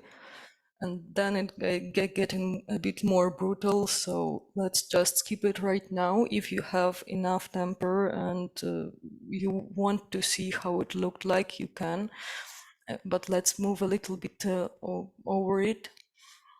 Zhenya has a very nice trip, the same complicated as some moments of the travel of Shahida that you can see before. Just try to play with the stories to get into them, and you will see how these people appeared in Krakow with a very complicated road. So Zhenya first moved to Georgia, then to Kiev, because there were no escape between these neighbor countries when he was trying to get from one to another. And then in Kiev, Willa and Zhenya, not knowing each other, lived in a neighborhood for a year, and then they appeared under one roof in Krakow. So the coincidences didn't stop. Also to let us know that these people are not so far from us. I was putting, for example, materials like the picture of their place they lived and how they made it cozy, how they feel coziness, or the little toy that mother of Yulia made her, and now Yulia is making toys. And I didn't add it right now because yesterday I got the photo of Yulia creating toys for Belarusian kids in Krakow, white and red, and also they are connecting traditional Belarusian toy making with some new patterns to make it attractive for kids, but probably this photo can be added because it's also connected with our culture, our ethnology and history, and that is she is involved in Belarusian activity now. Yes, that the photo a little bit higher was the day that Yulia left, when she saw dead people under the bridge, and many Ukrainians and also Belarusians were leaving from Ukraine. And the road was very hard, so there were a lot of bags left it on the road. She paid probably everything that she had to get on the bus, and Zhenya was in his road for several days, not taking his shoes off, and he was very afraid being a musician, and I think that it's something relatable to every musician. He was afraid that he will leave his instrument on the train or it will be broken, but it was a kind of moment when you are deciding either you're staying alive or you're staying with your guitar. But it went well, and both Yura and Zhenya and his guitar came to Krakow. Now he is playing, and it's much better, but it was a moment of being terrified.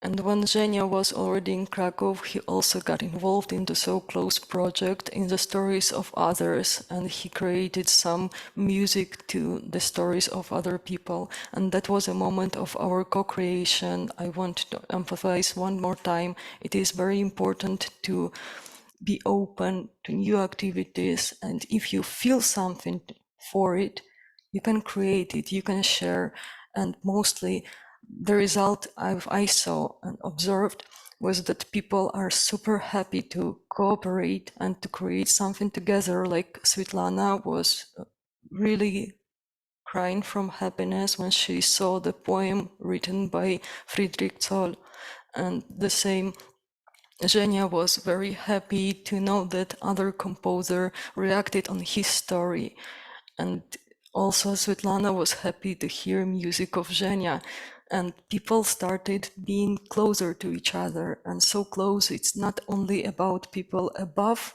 society that are users and taking some other stories, but also about creating something together and becoming closer in this process. And probably the last story I wanted to share was a story of Omar, the Libyan refugee. And it's a kind of a story of success because he was a refugee years ago.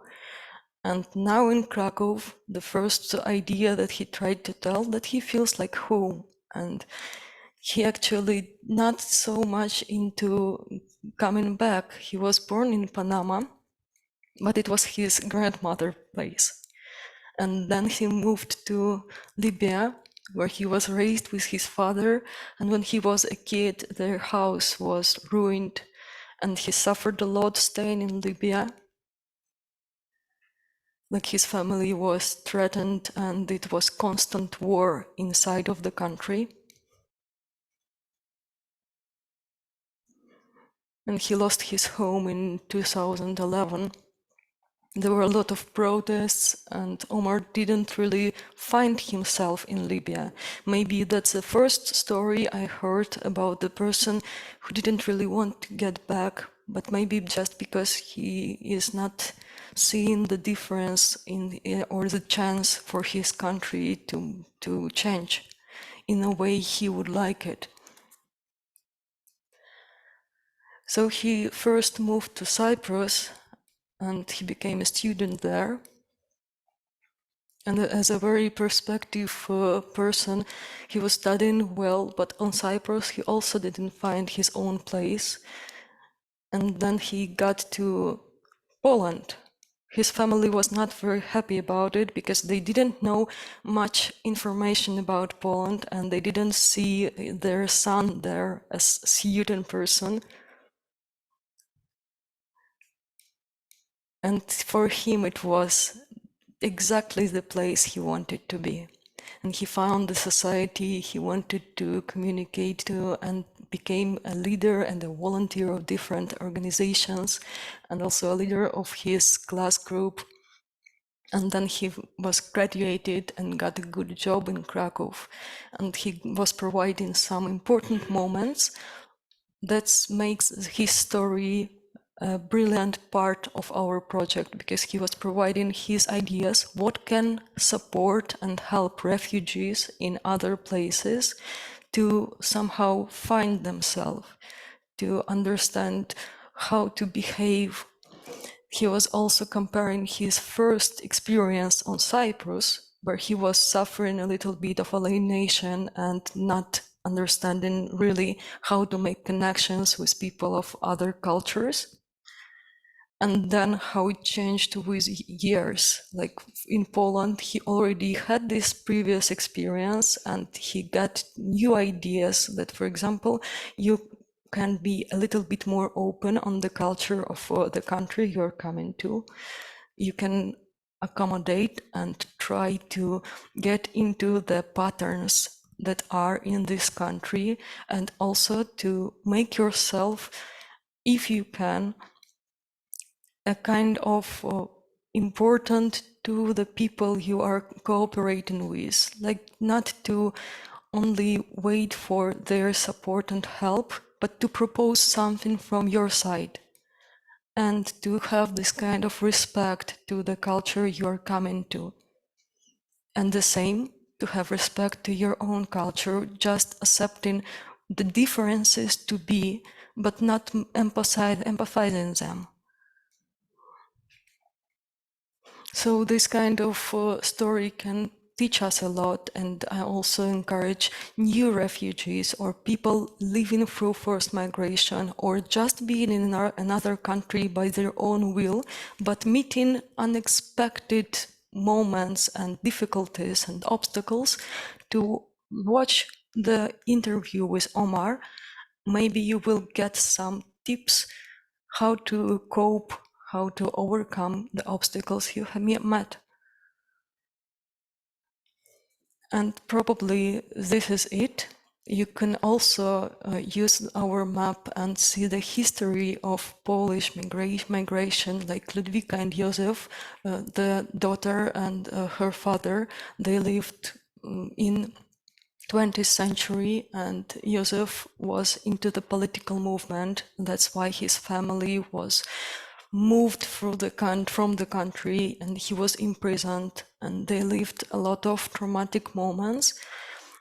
You can just get into the stories. It was like a separation of family, and maybe the most hurtful for me was the separation between this father and his daughter as the result of what was happening to them, because she blamed her father and her mom blamed her husband for everything happened to them.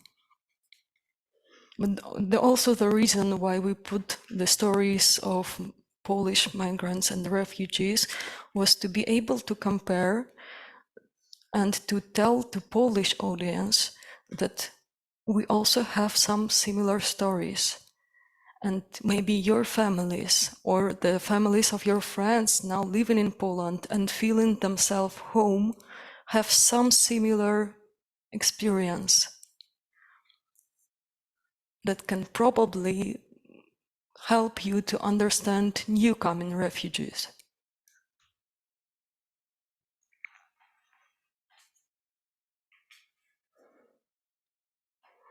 And now I would probably give a space, a room for questions. Thank you.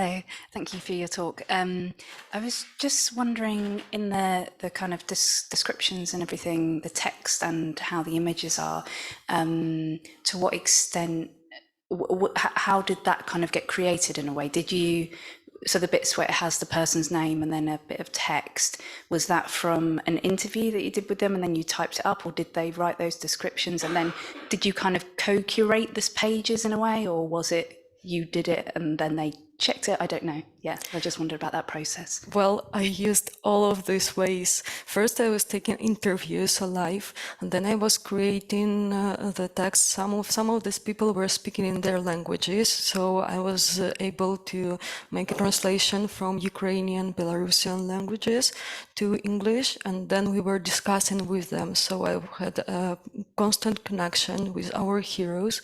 And for example, with Shahida, Sara, and Asma, I showed them how I put the interviews and photos and videos as a sample. Then they came to my place and we were reading it one more time, and they decided to change something. Like, for example, first we had a photo of family where Asma and Sara were with their family on a celebration. And it was a big table and a lot of people. Then her family decided that they don't want this photo to appear because of reasons not to show their faces. Some of them are in the country, and we exchanged it. Or for some, their ideas changed a bit, and they noticed that during the interview they didn't tell something important, but they wanted to appear, and we were putting it. Omar, on the other hand, was a person who checked the texts, and my English is worse than Omar's English. So he helped me to correct his own phrases and rewrite something. And it was a moment of cooperation with him. And with Willa and Zhenya living in the same place, we were able to communicate all the time. When it comes to historical parts, we were cooperating with the historian Lucia, yes. She was telling me about Ludwika so many times, and it was her favorite story that I started mixing Lucia and Ludwika. So with Lucia we met, and Zhenya was also present there.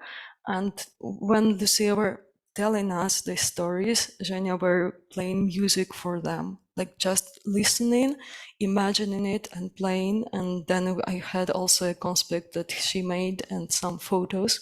It was all the time open up to the refugees and forced migrants to change something. So I was asking if they have some additional photos, or maybe are they happy with what they see right now before we published it and made it open. So yeah, I can say it was an open process with different ways of cooperation. Thank you. Hi, thank you very much for your very powerful presentation.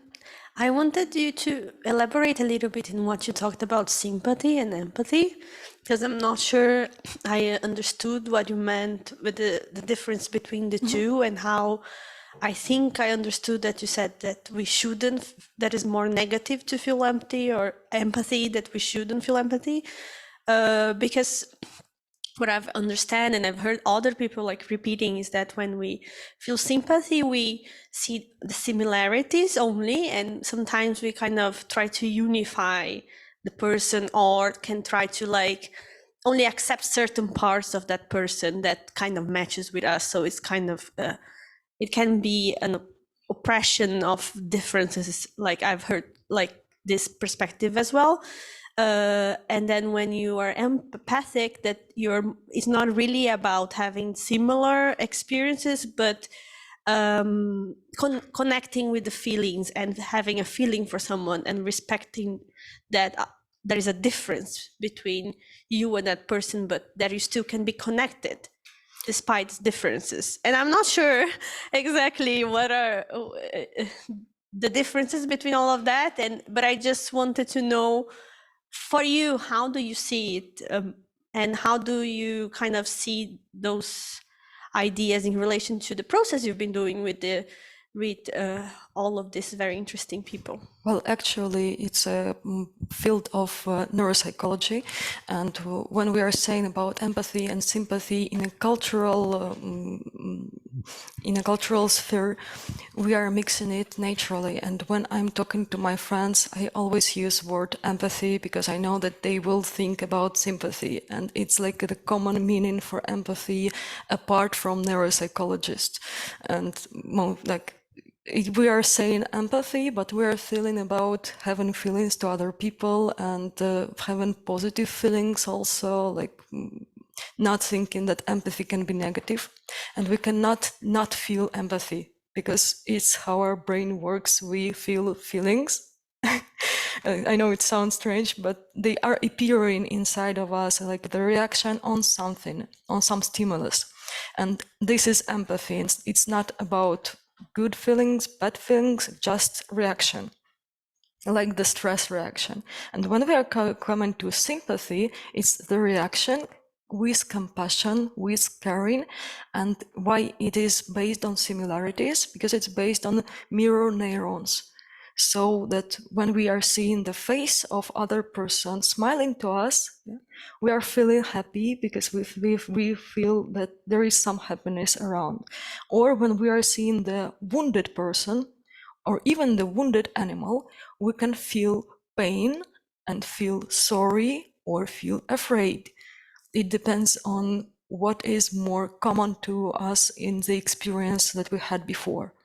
And this will be sympathy. And it is based on similarities because it's based on these mirror neurons. And when we are seeing something, we are not, you can read about it more in Sapolsky's work, the great neuropsychologist and also ethnological, cultural specialist, like PhD in different spheres. I love his books about the biology of good and evil. So he was describing that how discrimination appears, and discrimination appears on the alienation. And when we are understanding that something is very alien, we cannot feel sympathy to it because it's not connected with us. We have no reaction of mirror neurons. We're not recognizing it as a similar kind, for example. But for mostly all kinds, not only humans, but mammals, and not only, we have this reaction of caring and of understanding that probably this creature, doesn't matter if of the same kind, may feel something that I can also feel. And if it's not a good feeling, so I can help this creature to escape from the bad feelings and suffering. But if we are afraid to come closer, so we will try to escape, to avoid this suffering ourselves. And it's also a tricky moment to understand if the suffering, like for example, a virus can hurt us or not. And if the creature is enough safe for us to come closer. And that's why, for example, the stories of some refugees, especially from the distant cultures, especially from the cultures we have some negative stereotypes about, need first to be proposed to person as a story of someone not so alien and absolutely not harmful for them, so that they will not be afraid to come closer and to propose their help.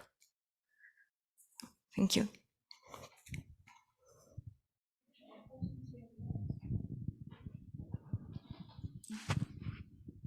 Thank you very much once again, Dominika Kasprowicz. We came with Kasia Ioffe together from Krakow. But this is the question I've never asked before, I must admit.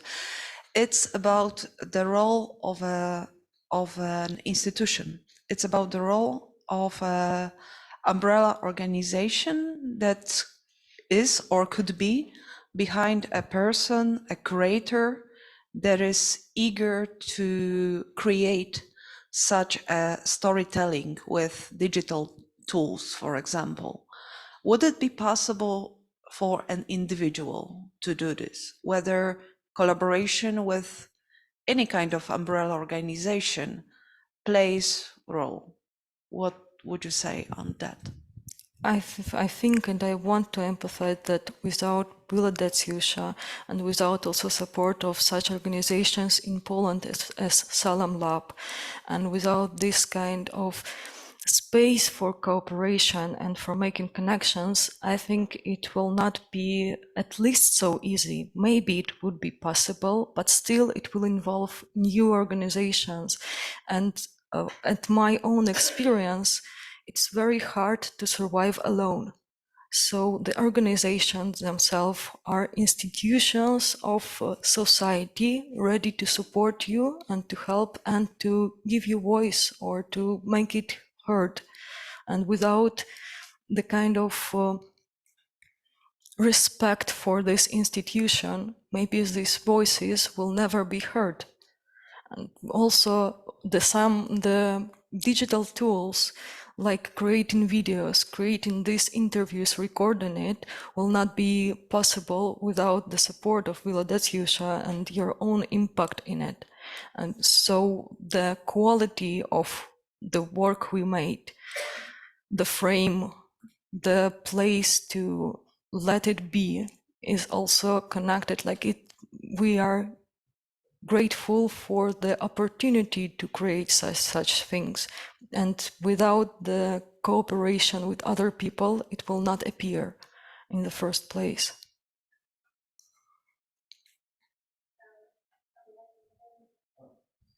Sorry, is it on? Yes.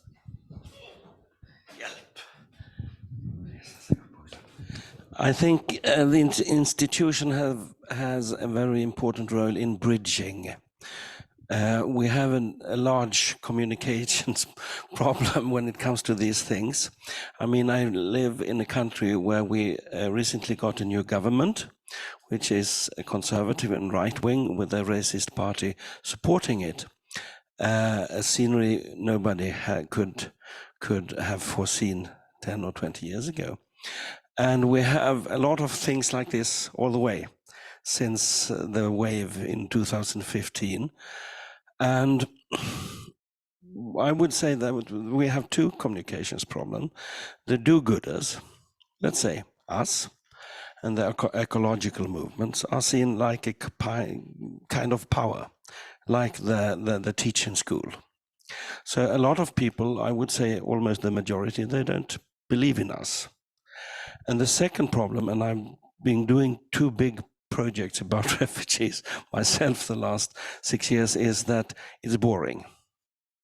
I mean, I've been doing two large projects about refugees, and I would probably myself never go to exhibition about refugees, and I've done two of those, because it's boring.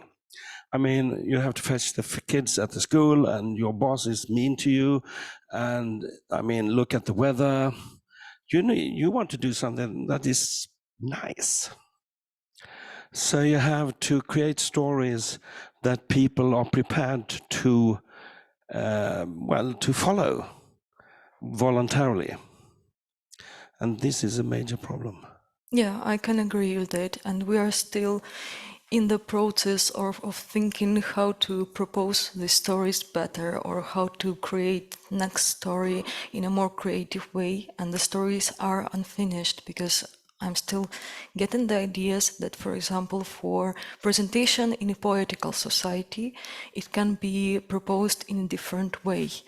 Like if in Poland, I meant that poets, they use this kind of gaps and unusual phrases to communicate, to keep the attention, and also making meetings with other people. But for example, with the story of Sarah Shahida and asthma, there were a lot of colorful moments, and also a moment that can be interesting for teenagers, that Asma saved her teddy bear from a friend during all this way.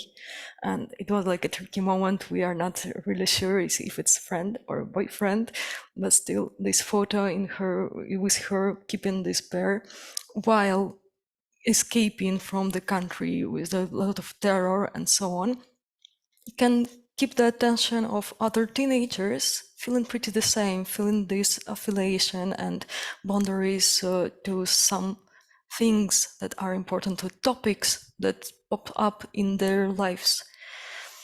And when it comes to make it interesting in Poland, it was easy also to organize meetings with the heroes themselves. And because also of the umbrella of organization, we can get, for example, the access to schools or to universities, and that's what I'm thinking about in case of dissemination, because institution of culture is recognized and might be led to come to the school or to the university and show people these stories and ideas, and also to make it interactive so that later we can ask them questions. We cannot just, as today I was showing you parts, to make it more common, to make some kind of collective thinking, discussion, maybe panel discussion with people that are first seeing these stories, or maybe even before seeing the stories, just to collect their opinion of refugees or of several cultures. Like, what do you think about Afghan refugees or Kabul culture? How do you think girls live in Kabul? And then show them the story, how they were mountain climbing and riding the bicycle and painting and walking with dogs, and then ask, what changed in your mind? Do you have any differences now and different opinion? Thanks. Yes. I just want to take the chance to ask some questions that came in online before we are also going to lunch, and then there was one more question in the audience. Yes. So you've already touched a little bit on how you got in touch with the people who created the stories with you. It was mainly through like personal connections or like the network in general on site. But was there also a sort of open call involved? Any like NGOs you've been in touch with about it? What was the process of deciding who gets to contribute? Well, Salam Lab is an NGO, and also Nausicaa Foundation, that is like educational foundation in Krakow, is an NGO, and we have NGOs Dutceac and not NGO, but the Diaspora of Belarusians in Krakow. So I was connecting them because I knew them already, and mostly they are exactly the NGOs and refugee organizations that are very actively working in Krakow. And if I were a person who is not in this topic and I were not having this connection, so probably I would make an open call, but I already knew who will answer.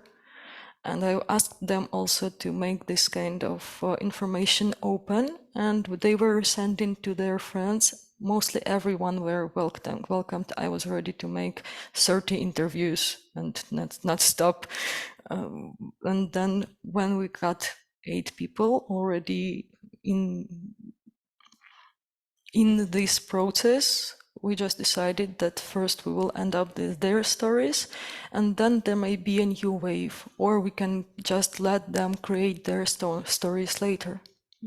So the general recommendation would be to extend the network, include other NGOs, and reach out to people to contribute directly with their own stories. Yeah, propose them, tell them what exactly it is, or what questions you want to ask. Maybe we were proposing, and I'm very grateful also for Dominika and for you and Anamaria, that you, for example, gave us a freedom of form so that we can use not like using the same tools, we cannot create the same materials, and materials of different institutions here in these projects were different. We were not only concentrating on, for example, geopolitical or geographic map as for the reason of are we showing the mountains or are we showing the countries and cities. It was also the ability to choose it, for example, more artistically, like the intense of feelings in this exact moment, and how do you feel if we want it to be darker or lighter, or we can use it for 2 different stories, like one will be always with the white color, other with black.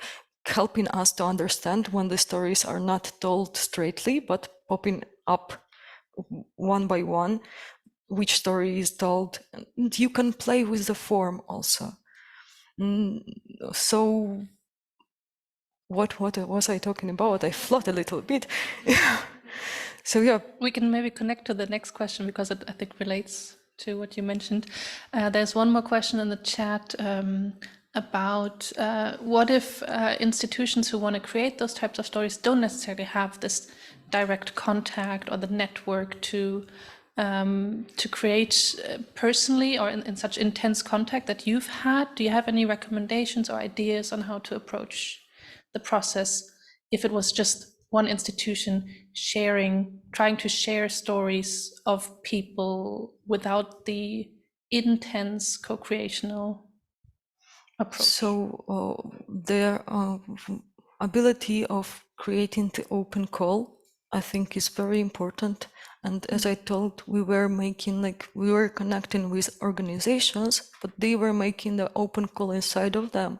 And first, I had some texts about what we're going to do, what exactly we want to ask and why for what reason. And then I was sending it to Salam Lab or Nausicaa and asking, do you have families that are ready, or just people here, refugees that are ready to participate, to meet with me at least and talk a bit, so that I will tell them what is going on and show how it will look like.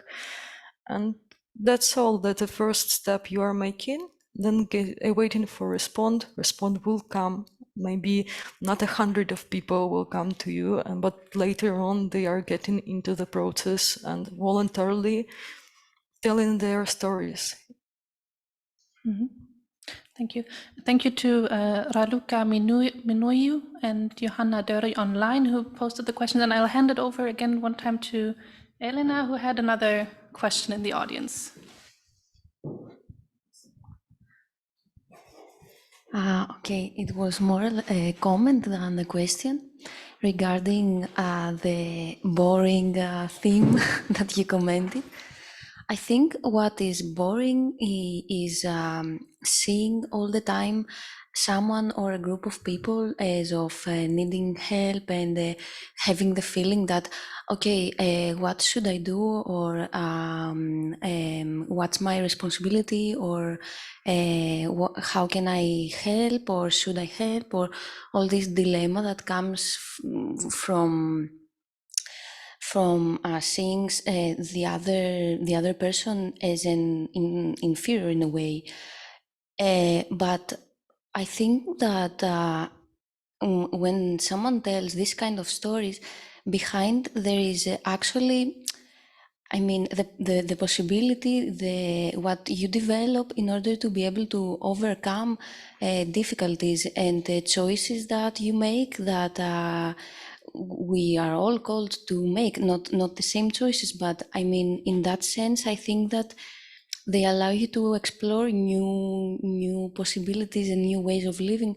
And also the other thing that I think is an approach that that people can relate with is that when someone is talking about how is living as a refugee in Greece, in Sweden, or anywhere, and feeling the consequences of a xenophobic environment, of xenophobic policies, actually it's about, even if you're not a stranger, it's about, how can I say, a repressive environment that you will sooner or later experience, even not being a refugee. So I think that in these two senses, we could work, or at least I find these stories interesting, and I go to exhibitions about the refugees, trying to learn something more about these things. Thank you, Elena. Yeah, I think this is also a great question or the topic to bring up again in our final talk at the end of the day, where we talk about the challenges of the narratives and wrapping it up into exhibitions and including audiences. Thank you so much for everybody. to everybody who has been presenting. We're going now into the lunch break, and we will be back at 2 o'clock here in the room. But don't forget, at 1:30, so in 1 hour, we will also have online Elena Monicelli from our partners at Montesole Peace School, so she can answer all your questions and comments about working with migrants and refugees on co-creating the narratives from their perspective. So additionally to what you now heard from Kasia in the Polish context, you can also get some more context from the Italian partners. Yes, thank you, and we'll see you soon.